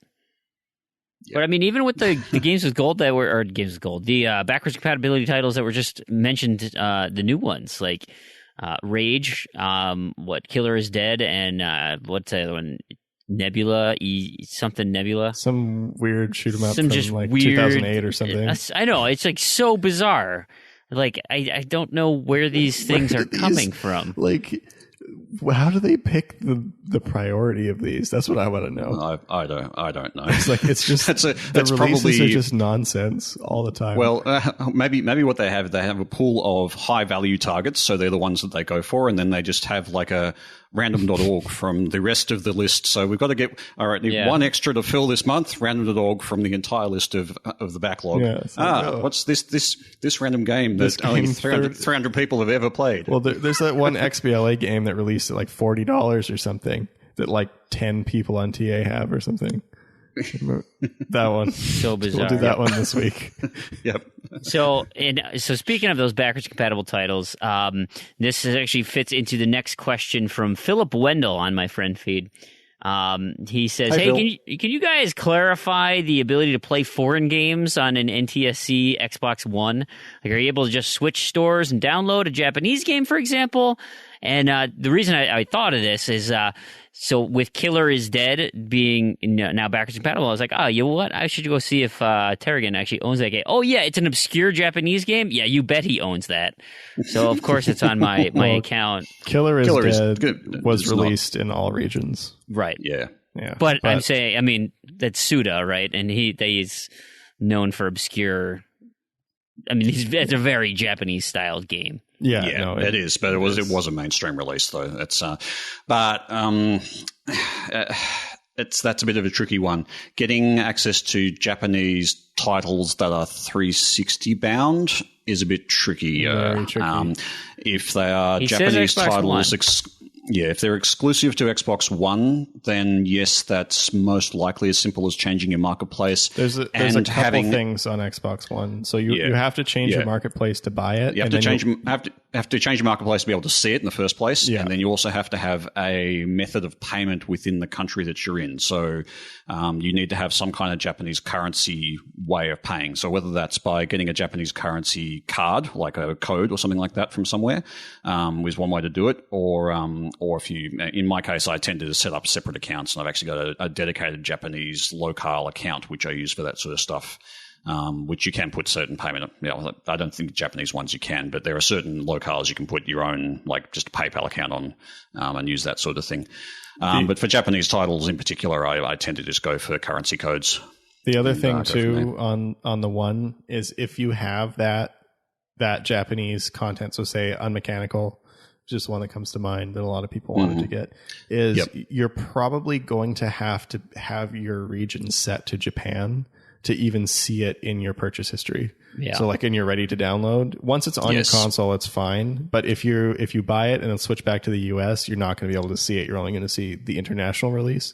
Where if you switch back to maybe I actually have both copies. You will be able to see it, but only if it's already installed. So you can actually have both copies installed. Oh yeah, I was just about to say that. Actually, on the console, and they'll be visible, and that's fine. You just won't be able to actually see them in your ready to install or in the store unless your console is switched to that location. So yeah, I think that's where you're going. Yeah. I was about to clarify that because I haven't actually bought any regional digital content on the One, but I've just read about it from other people. Yeah. So I've got Unmechanical. I've got the German version of that other game, Gemini Heroes, and there's I think one or two others as well that I've kind of chased around. The Lies of Astaroth as well is one that's got, I think, stacks in a couple of different regions. So yeah, it's possible. It is pretty much just as simple as switching the location on the console and having some kind of method of payment for non-free games at any rate. And perfect. And there's of course no region locking period. Yeah. So it'll work. Right. If you can get it on there, it'll work. Brilliant. 360 games are whole other kettle of fish. And if you want clarification on that, just ping me on the forum or something like that, and I'm happy to discuss it. Yeah, that is certainly much deeper in the weeds. It's a pain. Yeah, let's move into some news here. Just a few things I want to touch on, but news, little broader topics. But the first thing is there was a new DLC release for City Skylines. It's called Natural Disasters. And the reason I just want to mention this is so I remember playing SimCity back in the day. I mean, City Skylines is essentially picking up the mantle for where Maxis completely destroyed SimCity. And, you got your city building, hardcore simulation, and from all intents, it's a brilliant game, and it's worked really well. Well, now they're adding the DLC, which was one of my favorite parts of SimCity, was setting up this beautiful, metropolis, and then unleashing, Godzilla and tornadoes and alien attacks, and just wreaking havoc on the town. Do you guys ever do that in SimCity at all? Or oh yeah, that was just brilliant, absolutely brilliant. So for all you disaster junkies out there, you've got now an opportunity to play that. Some bad news. Well, it's not great news, but it's in terms of Evolve, right? The 4-on-1 monster hunting game. There was an announcement from Turtle Rock Studios on their forums. It's pretty long-winded, so I'm not going to read the whole thing, but it essentially is just saying, like, here it is. Turtle Rock has now officially ended its support of Evolve. They're out. They've finished all of the development they were going to do on it. Of course, the most recent things they were doing were Evolve Stage 2, where it was the free-to-play version on the PC. So they've got that effectively rolled out. They're done with all of the PC pieces that they're going to do. So what this effectively means is all of your dreams of this being free-to-play on the Xbox One are pretty much dead. So I wouldn't hold out for that. And secondarily, and I think we'll talk about this in Knobs and Discos, is so now this is sitting with 2K, right? So 2K is still supporting the live game. So the game that you have on disc or digitally through your Xbox One, right, that is still being supported as of today. Okay, and they've made a comment saying, well, absolutely, we are going to, continue support of this game, but the stage 2 for the consoles is in question. Now, I think the cynic certainly in Randy, and I'm going to have to agree, is knowing 2K, I don't trust that this is going to be a long window of time that it will stay open. What are your thoughts, Randy? I think it'll be dead within 6 months. Okay. We should have a bet on that. I don't think that's a. I don't know who you disagree. No, I don't. I would actually say who is going to bet against that. I mean, they went free to play, and now this announcement. It's the question is it dedicated servers or is it something that's really you can what it set comes up? Down to. Yeah, if it's not dedicated servers, then it will live on forever.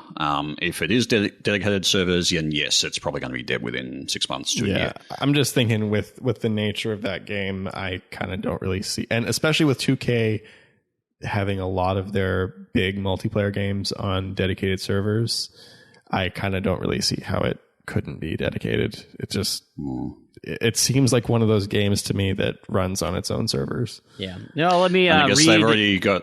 They would also have a set of servers set up for PC side too. So I imagine they would be using the same kind of infrastructure for the one. So that makes sense. Let me read 2K. They've released a blog that says it's been 4 months since we began Evolve Stage 2 experiment, and the team at Turtle Rock Studios has worked tirelessly to improve and expand the experience. The result is the best, most complete version of Evolve ever, and today Turtle Rock finishes that development, and the project has transitioned day-to-day server operation to 2K. And as we operate the Evolve franchise fully in-house. Evolve Stage 2 will continue free-to-play on the PC, and players can expect the in-game experience to remain the same as we continue to experiment with the business model. Well, that sounds dicey. We will continue to evaluate the possibility of bringing Stage 2 experience to consoles in the future, though right now our focus is bringing new players and maintaining the game's audience on PC. Side note, do we know what the audience is on PC? Because that would be an indicator if we're getting it on consoles. If all 12 people on PC, they're happy with it, I don't think that number's big enough. Yeah, and I think that whole statement is printed by the Lie Engine, because if there was any hope of it succeeding, it would have been free to play. They wouldn't have canned it on console as even an option.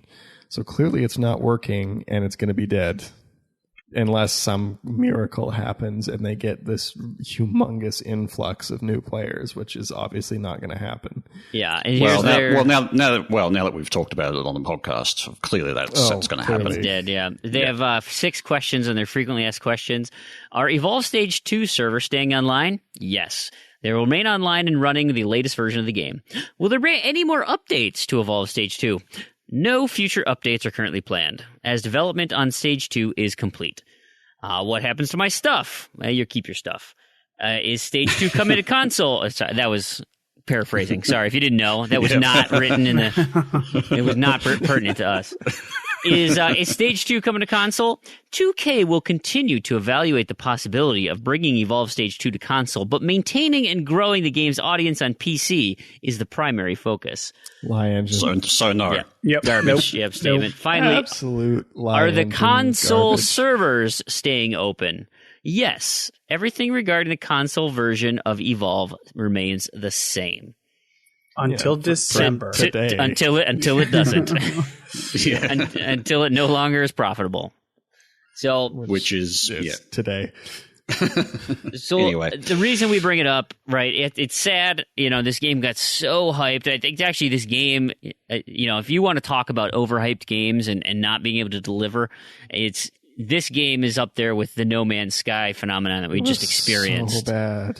I played that game. It was so bad. I didn't care for it either. No Man's Sky or Evolve? Evolve. Evolve.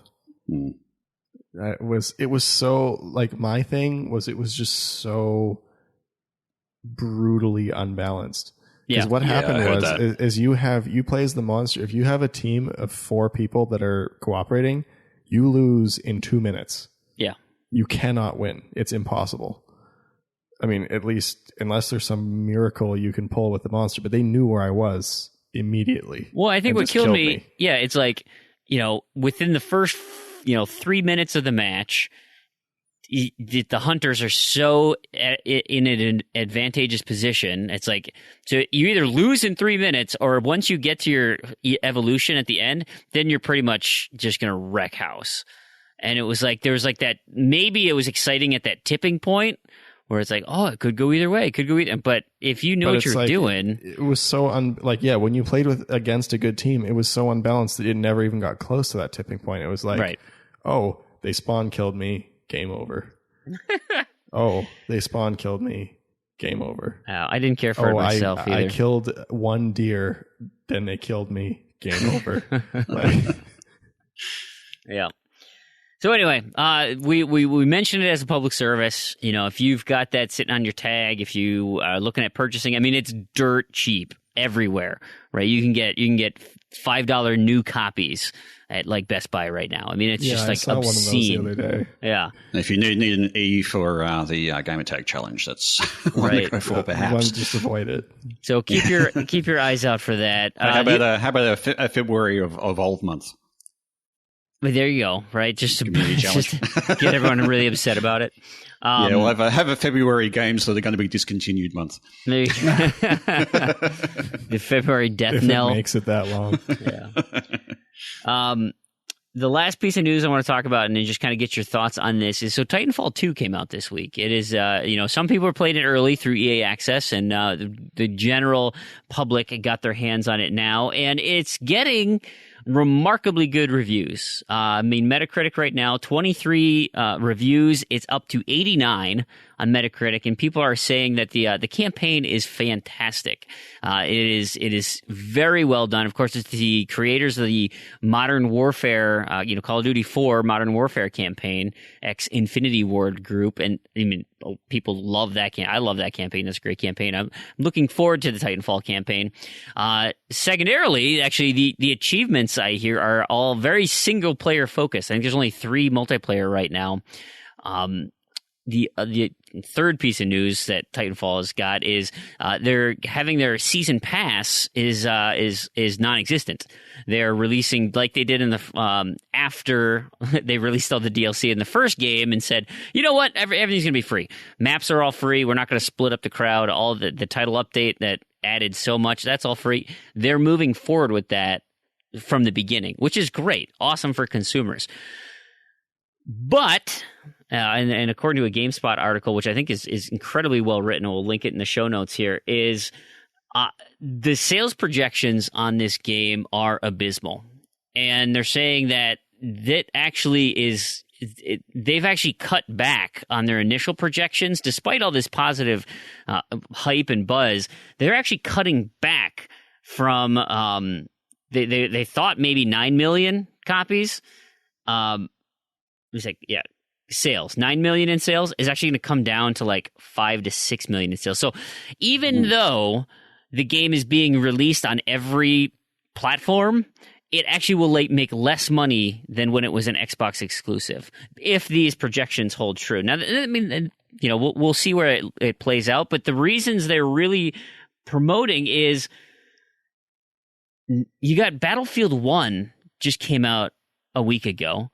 You've got Call of Duty Infinite Warfare up on the horizon, and we're into the midst of all of these new games coming out for holiday that Titanfall 2 is just going to get buried.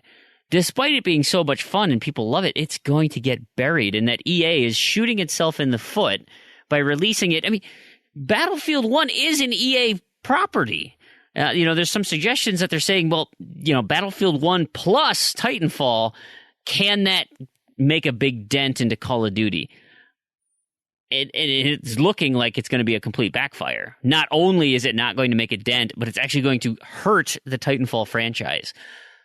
Again, this is all speculation. It's been out for, as of recording, 4 days. What are your thoughts, Tarragon? Well, Battlefield 1 is doing really well. Really well. There's been some talk that that's actually going to be potentially challenging Call of Duty for the crown this year.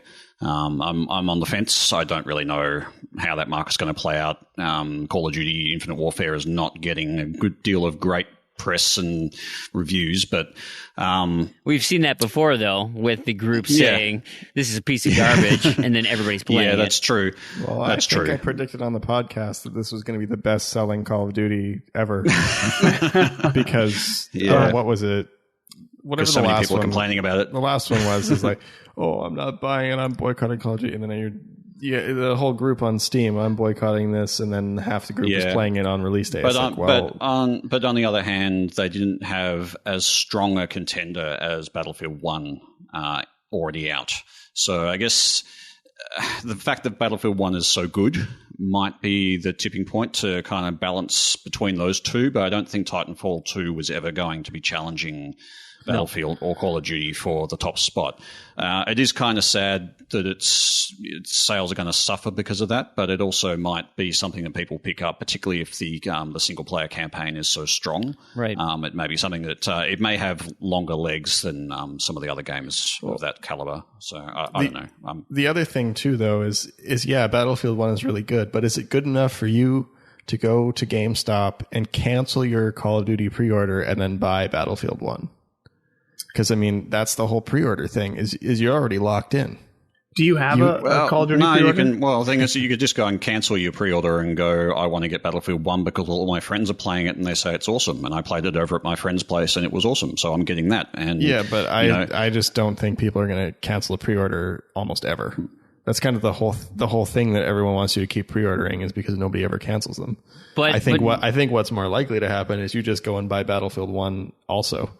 Well, but I think that's the key, though, is, okay, so you already got your Call of Duty pre-order, and you now go and buy Battlefield 1, okay?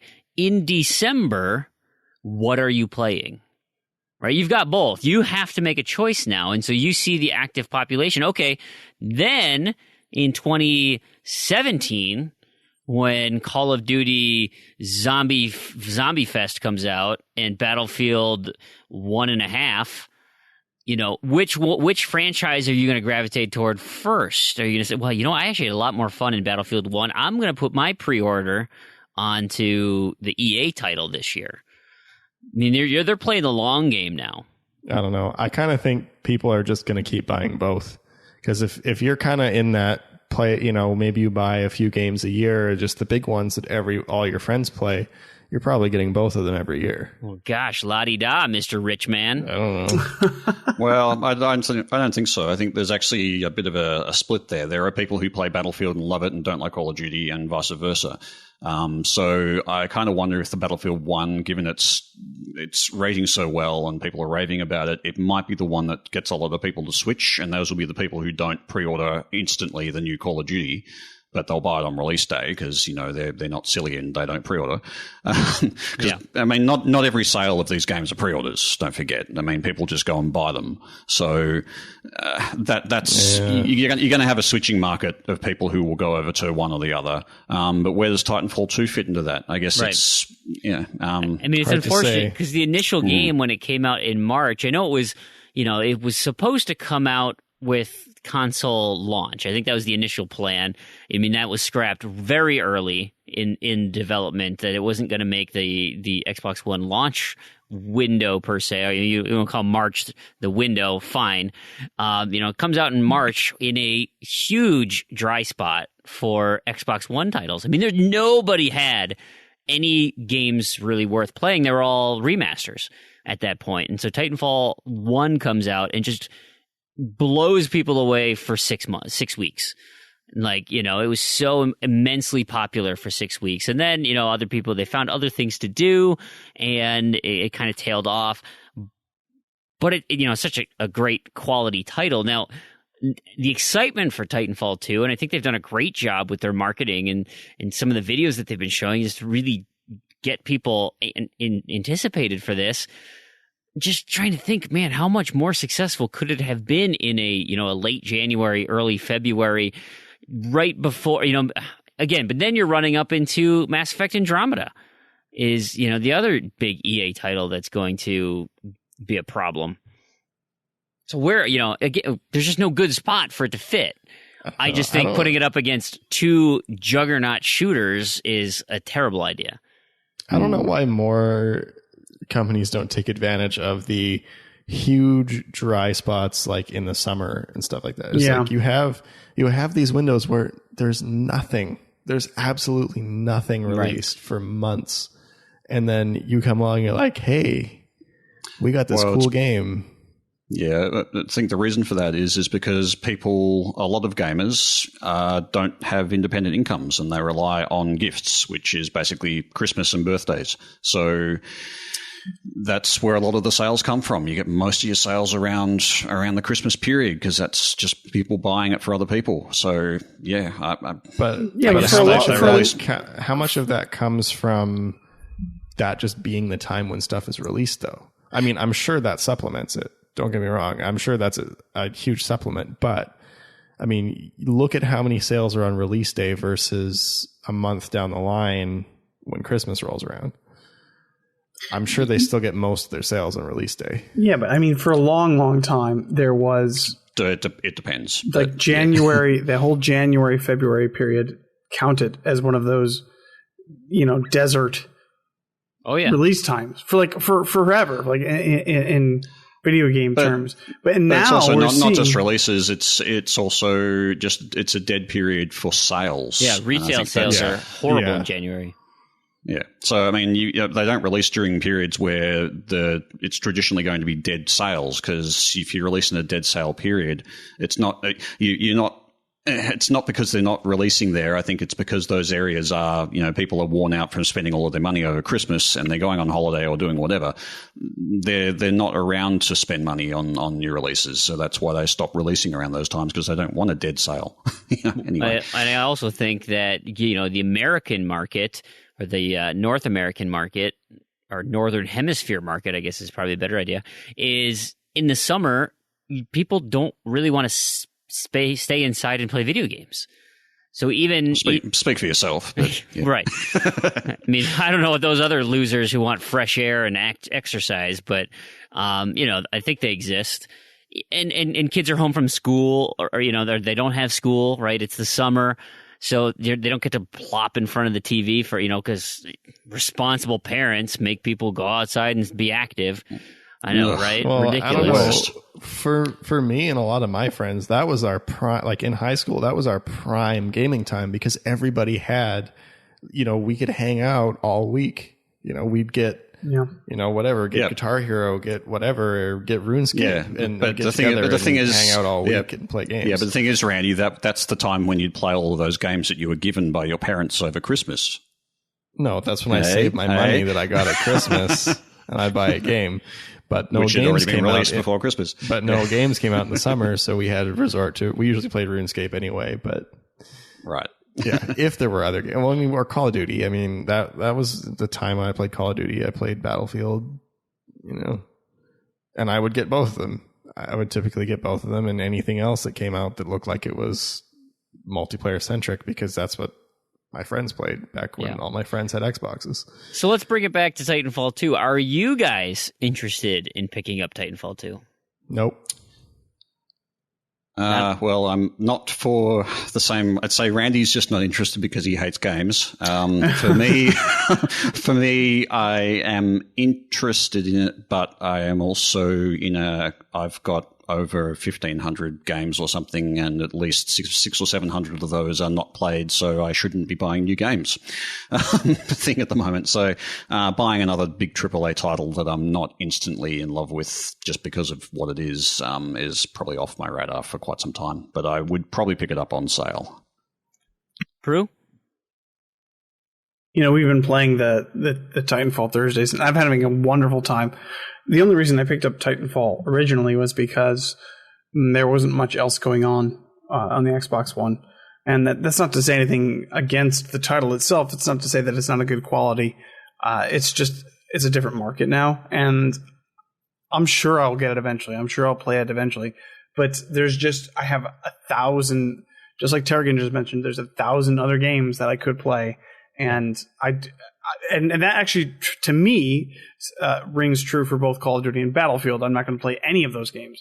So that's just not what really super appeals to me. I don't feel the need to go out and get those games, on day one. So I'll probably play it eventually, but there's nothing pulling me to it right now. Same. I will own it at some point, probably when it's $20, and I'm looking forward to it. I will say I am more excited knowing that there is limited multiplayer achievements. That actually is very much more appealing to me than if it was the multiplayer-centric game that that Titanfall 1 is. Now, of course, I am having an absolute blast with the crew that we're running with, but it does require that a significant group of us get together and coordinate to unlock these achievements. We're making it work, and it's great, but those instances where I can just pop in the machine, sit down and play a single player experience and still get a completion out of it, that is very appealing to me. So I think it kind of kicks it up a notch for me. But I love the first one so much. Like Proulx said, I'm just enjoying what I'm doing now, even though it's multiplayer boosting. In the near future, we'll actually get to shoot our guns instead of just ejecting from Titans. Well, here's another angle on this as well. There actually are people out there who don't like Battlefield or Call of Duty, and they might like first-person shooters overall. Like there's the people who play Halo and don't play the other two, which I happen to be one of those. So Titanfall 2 may fit that, fall into that niche of people who just don't want to play Battlefield and don't want to play Call of Duty because they don't really like them. Yeah? It's not Destiny, so, that's where my heart is. Yeah. Oh, womp womp. Space magic! Yeah.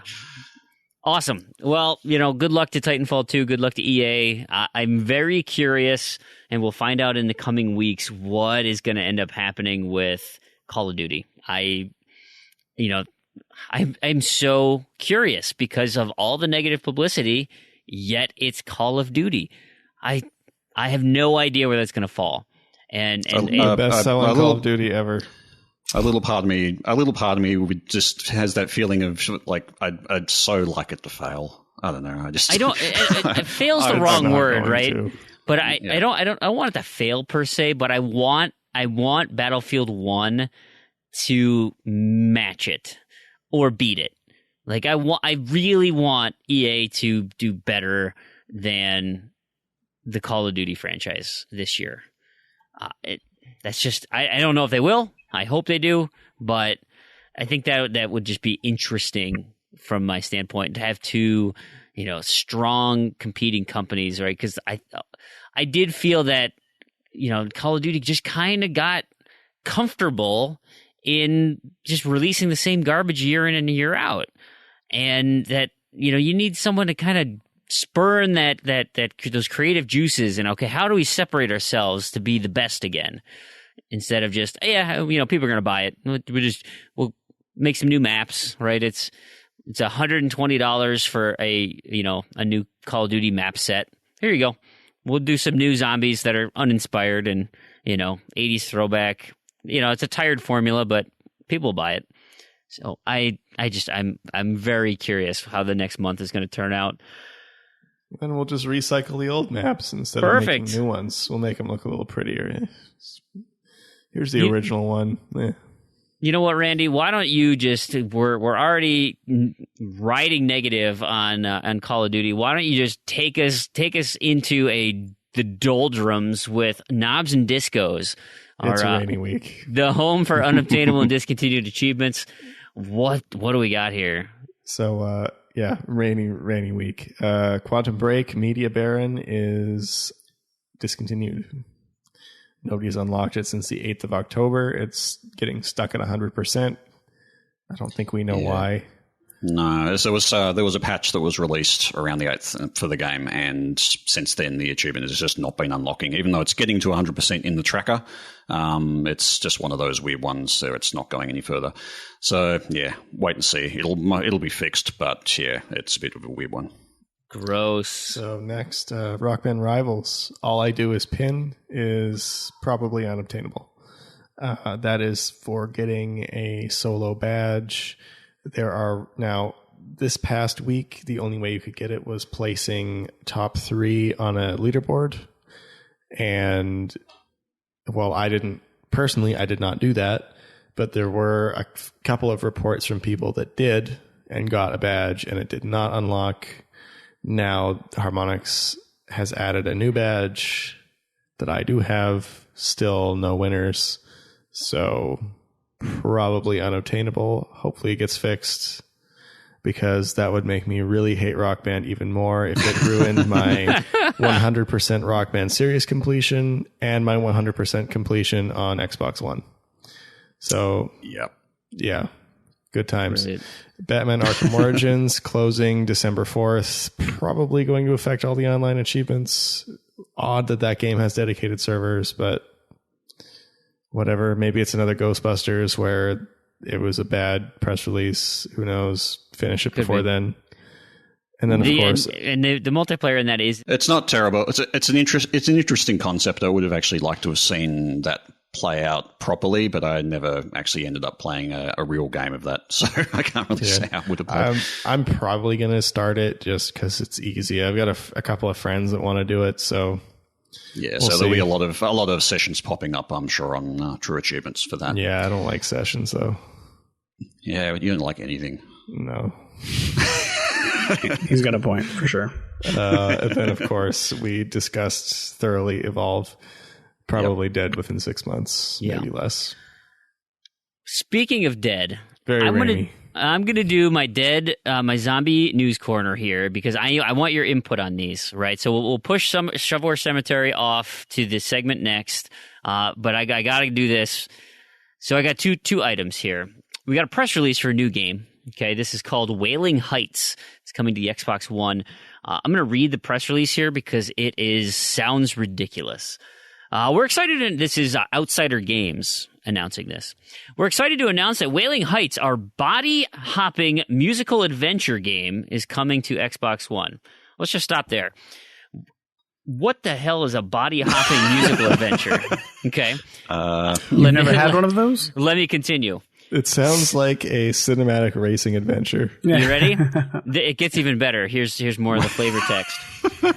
Set in a town populated by folk-singing vegan werewolves, hipster vampire songwriters, and soul-singing zombies, you play as Francis Finkelstein, one-time manager of the all-time greatest rock band that Great Britain ever produced, the Deadbeats. As our point-and-click inspired adventure begins, Francis is trapped in Wailing Heights holding cell, charged with the crime of not being dead yet. Your only hope is to escape and is mastering a newly acquired possession wheel, find a resident's name, an item they love, and something they hate to solve the body-hopping lyrics that will sing your soul into their body, granting you access to new supernatural skills and abilities. Our team had a great time building the comic book-inspired town and wanted to give you a sneak peek. This sounds like just a complete acid trip. Our point and click inspired adventure. It's not a point and click adventure. It's point and click inspired. Yeah. So less pointing and more clicking. Is it? So hang on. Is it a rhythm game? Is it an adventure game? Is it a music platformer game? Well, it's currently on Steam. Is it what? Is it what? So you can watch it. So the trailer's here too.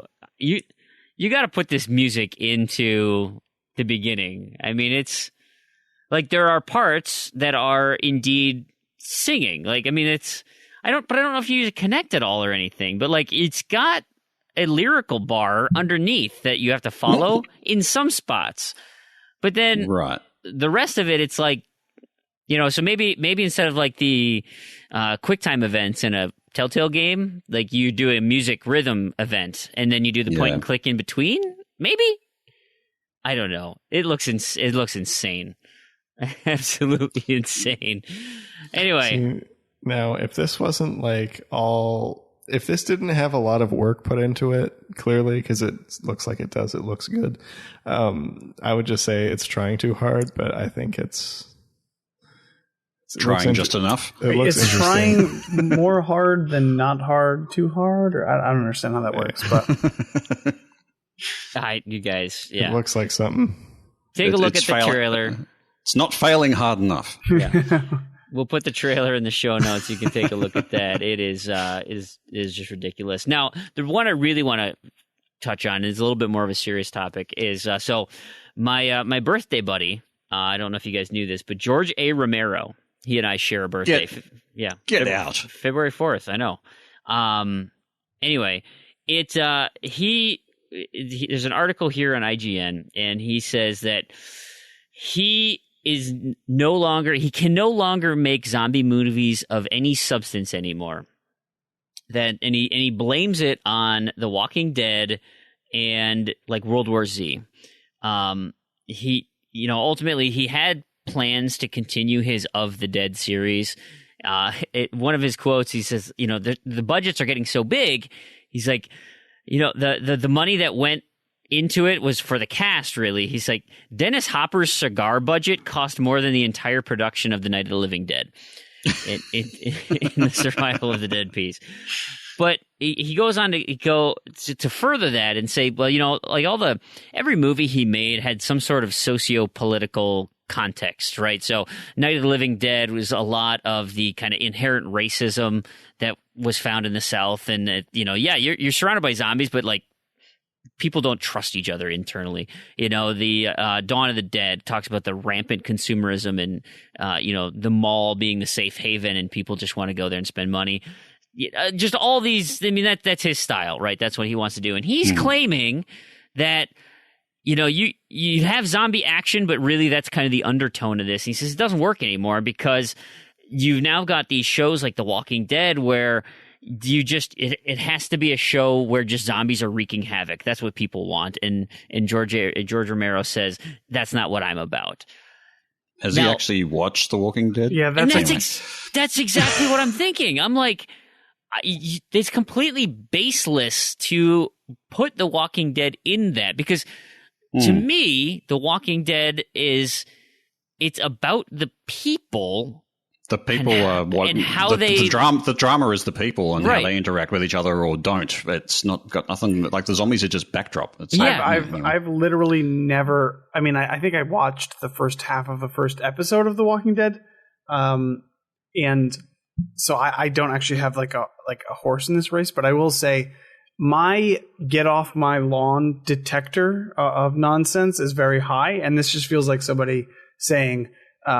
He doesn't understand how things are now, and he can't adjust to. So he's just like, no, this has changed. This is different. I can't handle it, and that seems ridiculous to me. Yeah, I agree. I don't understand, and I mean he is in his 90s. They're late 80s, I think now. We should probably look it up. I mean he's very old, but I can see 76. Okay, late 70s. I can see the World War Z thing, right? That was very much a popcorn flick, and it was focused on the zombie action. Spoilers. Fine. The book was good. The book was solid. Oh, the book was fantastic. One of my favorite books of all time. The book, not an action piece, right? I mean, it's a collection. The book was all right. It's like a collection of short stories, which I thought were just brilliant. That's me. I love zombies. So what do you expect? The Walking Dead, as we just mentioned, it does not fit into that. Now, it's become huge business for AMC. I mean, it is such a, and it's launched a spinoff. It's got countless games and merchandising. And I mean, it's become this just media giant. I mean, they're already, before season 7 even premiered, I mentioned last show, they've already renewed season 8. I mean, they want to keep this thing going because it's a huge cash cow for them. But that has yet to change through at least the first 5 seasons that I've watched. I know I'm a little behind. And maybe it's different in season 6 and season 7. it's still all about the people, and it just happened. Yeah, I mean, the zombies could be vampires. It could be poverty. It could be winter. I mean, it could be a war zone. It could be a lot of things. Yeah, it is about the people and their trust and how they work together and overcome the obstacles that are in their path. The obstacles in this instance happen to be zombies and post-apocalyptic kind of world. That's what it is. So yeah. If it continues to follow the comics, and I've got no reason to think that it wouldn't, I mean, the comics are still about that. It hasn't just become zombies every page. It's just it's about the people. So right. We'll see. We got another Telltale Walking Dead coming up. I think next year got pushed into next year, and that's going to be an all action fest, I'm sure. Absolutely, it always is, right? Get your fast twitch, quick QTEs going. Yep. XXXXXXA. That's typically how they work, right? Yep. Move the cursor, left trigger, right trigger, left trigger, right trigger. I hate those. I wish they'd just get rid of those segments. They don't add anything. They just... You got to feel part of the action, Crandy. It's tough. It really is tough. There are zombies. How else are you going to fight them off except for hitting quick time events? Come on. Jeez. I mean, some of them, and I haven't played Batman yet, but some of them where it's you have to move the cursor up to hit something, throw something. At least those are torture. Hey, at least that makes sense to me. I will say that the Batman QuickTime Telltale events are the best QuickTime events.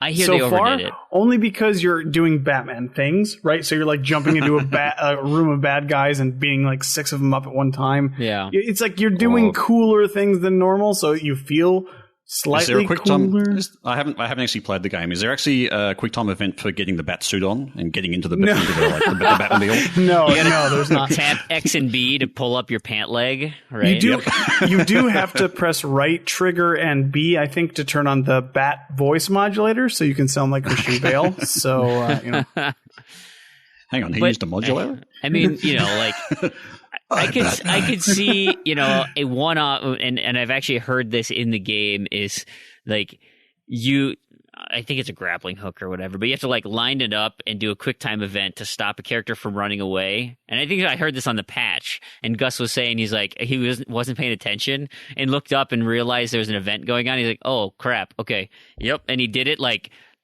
a minute late, and of course it still worked. There was no auto fail on it, and so whatever, the character's 3 buildings down, and it's oh yeah, there it is, grappling hook. Oh, got it. Okay, thanks. But some of them where it's a precise action, and it's oh yeah, throw the batarang to see if you can hit him in the knee. Oh, cool, that worked. But the ones where it's you got to tap X so that you can kick the zombie in the face to get him off your foot. It's I don't feel pressured in that. I don't. Yeah, there were the ones that in those where you were determined, it was predetermined that it was going to fail. So you're basically just hammering the button there, and the thing I hate those. And it's set up so you have to fail it because that's just going to proceed the story. But you still have to go through the action until you kind of give up because you're having to press it too quick, or you got a turbo fire, which breaks the game. Anyway. You know what I was doing is in the Gears of War fighting is if one of those dudes came and got me in a chainsaw battle. Oh man! I would actually try to tap it so that I could hold off a little bit because that was at least a respite from getting shot all the time. It's because you're in those invincibility frames. It's you don't want to lose the fight. Obviously, you'll get sawed in half. But if you beat them too quick, then you have all these dudes shooting on you. I was hoping you guys everyone around would be killing all the ads that are going to shoot me when I finally execute this dude. Anyway, all right. I think that'll do it. Let's not forget, we got shovelware. Damien's coming back. Crandy, you guys take it away. Shovelware Cemetery. All right. So I'm back here with Randy. Randy? Oh, did I lose Randy? All right. So I'm back with this week's episode of Shovelware Cemetery, and we are reviewing Perfect Woman. Yeah. I can't even think of an appropriate joke for that. Anyway, the info on it: published and developed by Peter Liu and Leah Schoenfelder. It was released on September 14th, 2016 for Xbox One with an Xbox Live Store price of $8.99. Age rating is mature, and yeah, I definitely wouldn't allow my kid to play this. I think my wife was offended too, watching me play this. So anyway, Perfect Woman. So I guess we'll start with the positive, so I'll be brief. It's an Xbox One Connect title. So for us that bought an Xbox One on launch and had these Connects that didn't seem to get a lot of love, we have a title now that uses the Connect. And that's about it. So if I was going to compare this to a game, I think Hole in the Wall, in the sense that you are going to be matching poses. So the game starts off and you're a fetus, a female fetus. Clearly it's Perfect Woman. It's very crudely drawn. I think it had all of its fingers in its toes. So everything was hand drawn. And personally, this bothered me. The drawing was, like, on the fetus was super horrible, but they put the female genitalia there because they just needed to throw that line in case you didn't know from the title, you're a girl. And yeah, it's just, wow. And that's your first exposure. So here you are as this crudely drawn fetus to match, where you basically learn, okay, you're going to be matching poses. And then you start your life. And so you go across the age of your life, start at age 9, and you have to pick something. And the choices change every time you play through, and you have easy choices, which means you'll be given more time to match the poses, or hard, where the poses cycle through faster. And then eventually in the game, depending on what choices you make, the subsequent choices can be extreme, where quite frankly you're not going to match anything. So for example, at age 9, you might have picked, I want to be a princess, or I want to be in a street gang, because I know a lot of 9-year-olds in street gangs. And you match poses for 30 seconds, minute, and then you go to, okay, now choose your perfect life at age 16, and you have, for easy, you could be a teenager that everybody wants to have sex with. Again, should I be bothered by this? Or I can have normal mode as playing in a band in the woods, okay, and you're a cyclops with an eye patch. Hard is taking care of your younger brother during war. I'm not sure which war. Maybe the Great War. Maybe this is Valiant Heart. I don't know. Or easy, you could be an eager student. Oh wait, no, everybody's a cyclops. You're all cyclops. Again, and so based on whatever you choose, like, I'll be the teenager that everybody wants to have sex with, or I'll be playing in a band in the wood. I was a princess, and so if you started as a princess, certain things in the later stages become harder, or things become easier. And in regards to achievements, the achievements there's a bunch that are just based for playing the game, living 10 times, meaning you've played it 10 times, having a death, having a gruesome death. I was doing one run through where I went from being a call girl to watching my son die of leukemia to then wanting to be a rich wife, which they said if you watched your child die, you wouldn't be able to have a carefree lifestyle as a rich wife. And so it was in extreme mode, and so I ended up hanging myself. Again, just the way subject matter is handled in this game is bothersome. I'm a very, anybody that knows me, I have a very crude and bothersome sense of humor, and I was bothered by this game. Like, I don't know if this is funny or just, it's, wow. I'm amazed this made it to Xbox One. And then, so that's just the game itself. And then the gameplay is you're matching poses, and the drawing, it's all hand drawn poorly. I think my 8-year-old son is a better artist.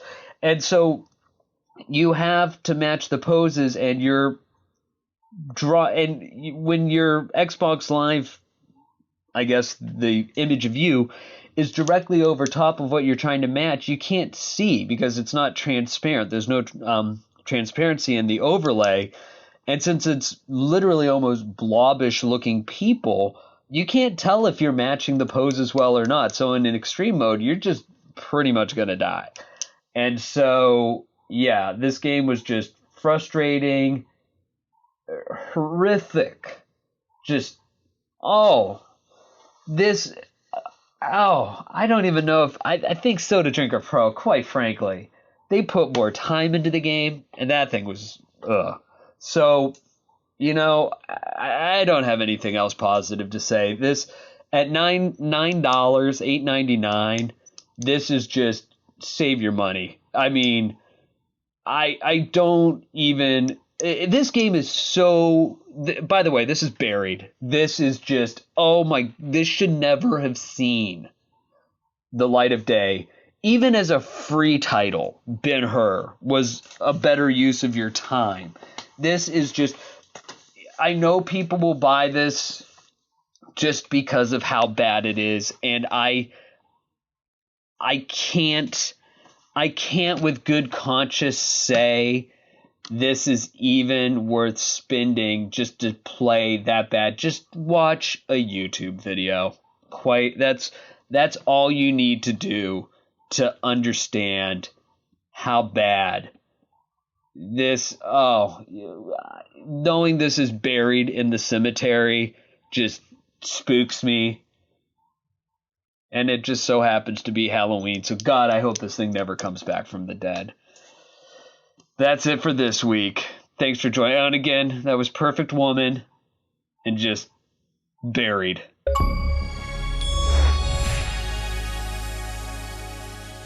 So that'll do it for another episode of the Z to Z podcast. Thank you so much for listening out there. We hope you enjoyed it because we had a blast recording it. And if you out there are listening and would love to help us out, help the show out, anything you can do, give us a rating on iTunes or Google Play or whatever podcast app you happen to listen to this on. Spreading the word of the show is a wonderful, wonderful help for us, and we'd really appreciate it. It's a free way to help support our show. Of course, you can go to our website, z2z.com. You can find show notes, links to things that we've talked about, the GoFundMe page I mentioned at the intro. Please help out there and go visit those areas. Of course, we've commonly used Twitter. It's one of the easiest ways to contact us.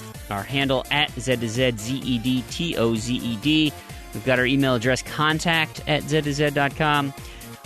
If you are curious about any of our contests and want to track those things down, as well as just random posts from all of our community, discourse, discourse.z2z.com.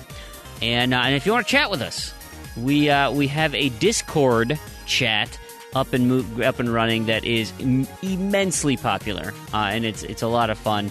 Actually, we have our boosting session groups in there. If you our Titanfall Thursdays, if you guys are interested in getting on board with that, join us over at Discord. That's just one of the many sites that helps us. Of course, Libsyn, Discord, Trello, Twitter, Discourse, Zencastr, Skype. They all provide awesome tools to help make this show happen. Of course, TrueAchievements.com. We couldn't do many of this achievement hunting without you, so thank you so much for all your support. And any other sites or guides or community members who help out and make achievement hunting a reality, you guys help out and are just fantastic. So thank you so much. Finally, we've got Microsoft. Where would we be without the console that we love to get these achievements on? You guys did a great job. So, on behalf of, heck can I remember everybody, Damien, Crandy, Proulx, Tarragon, I've been Brandon. And to all you achievement hunters and Gamerscore junkies out there, thank you so much for listening, and we'll catch you next episode.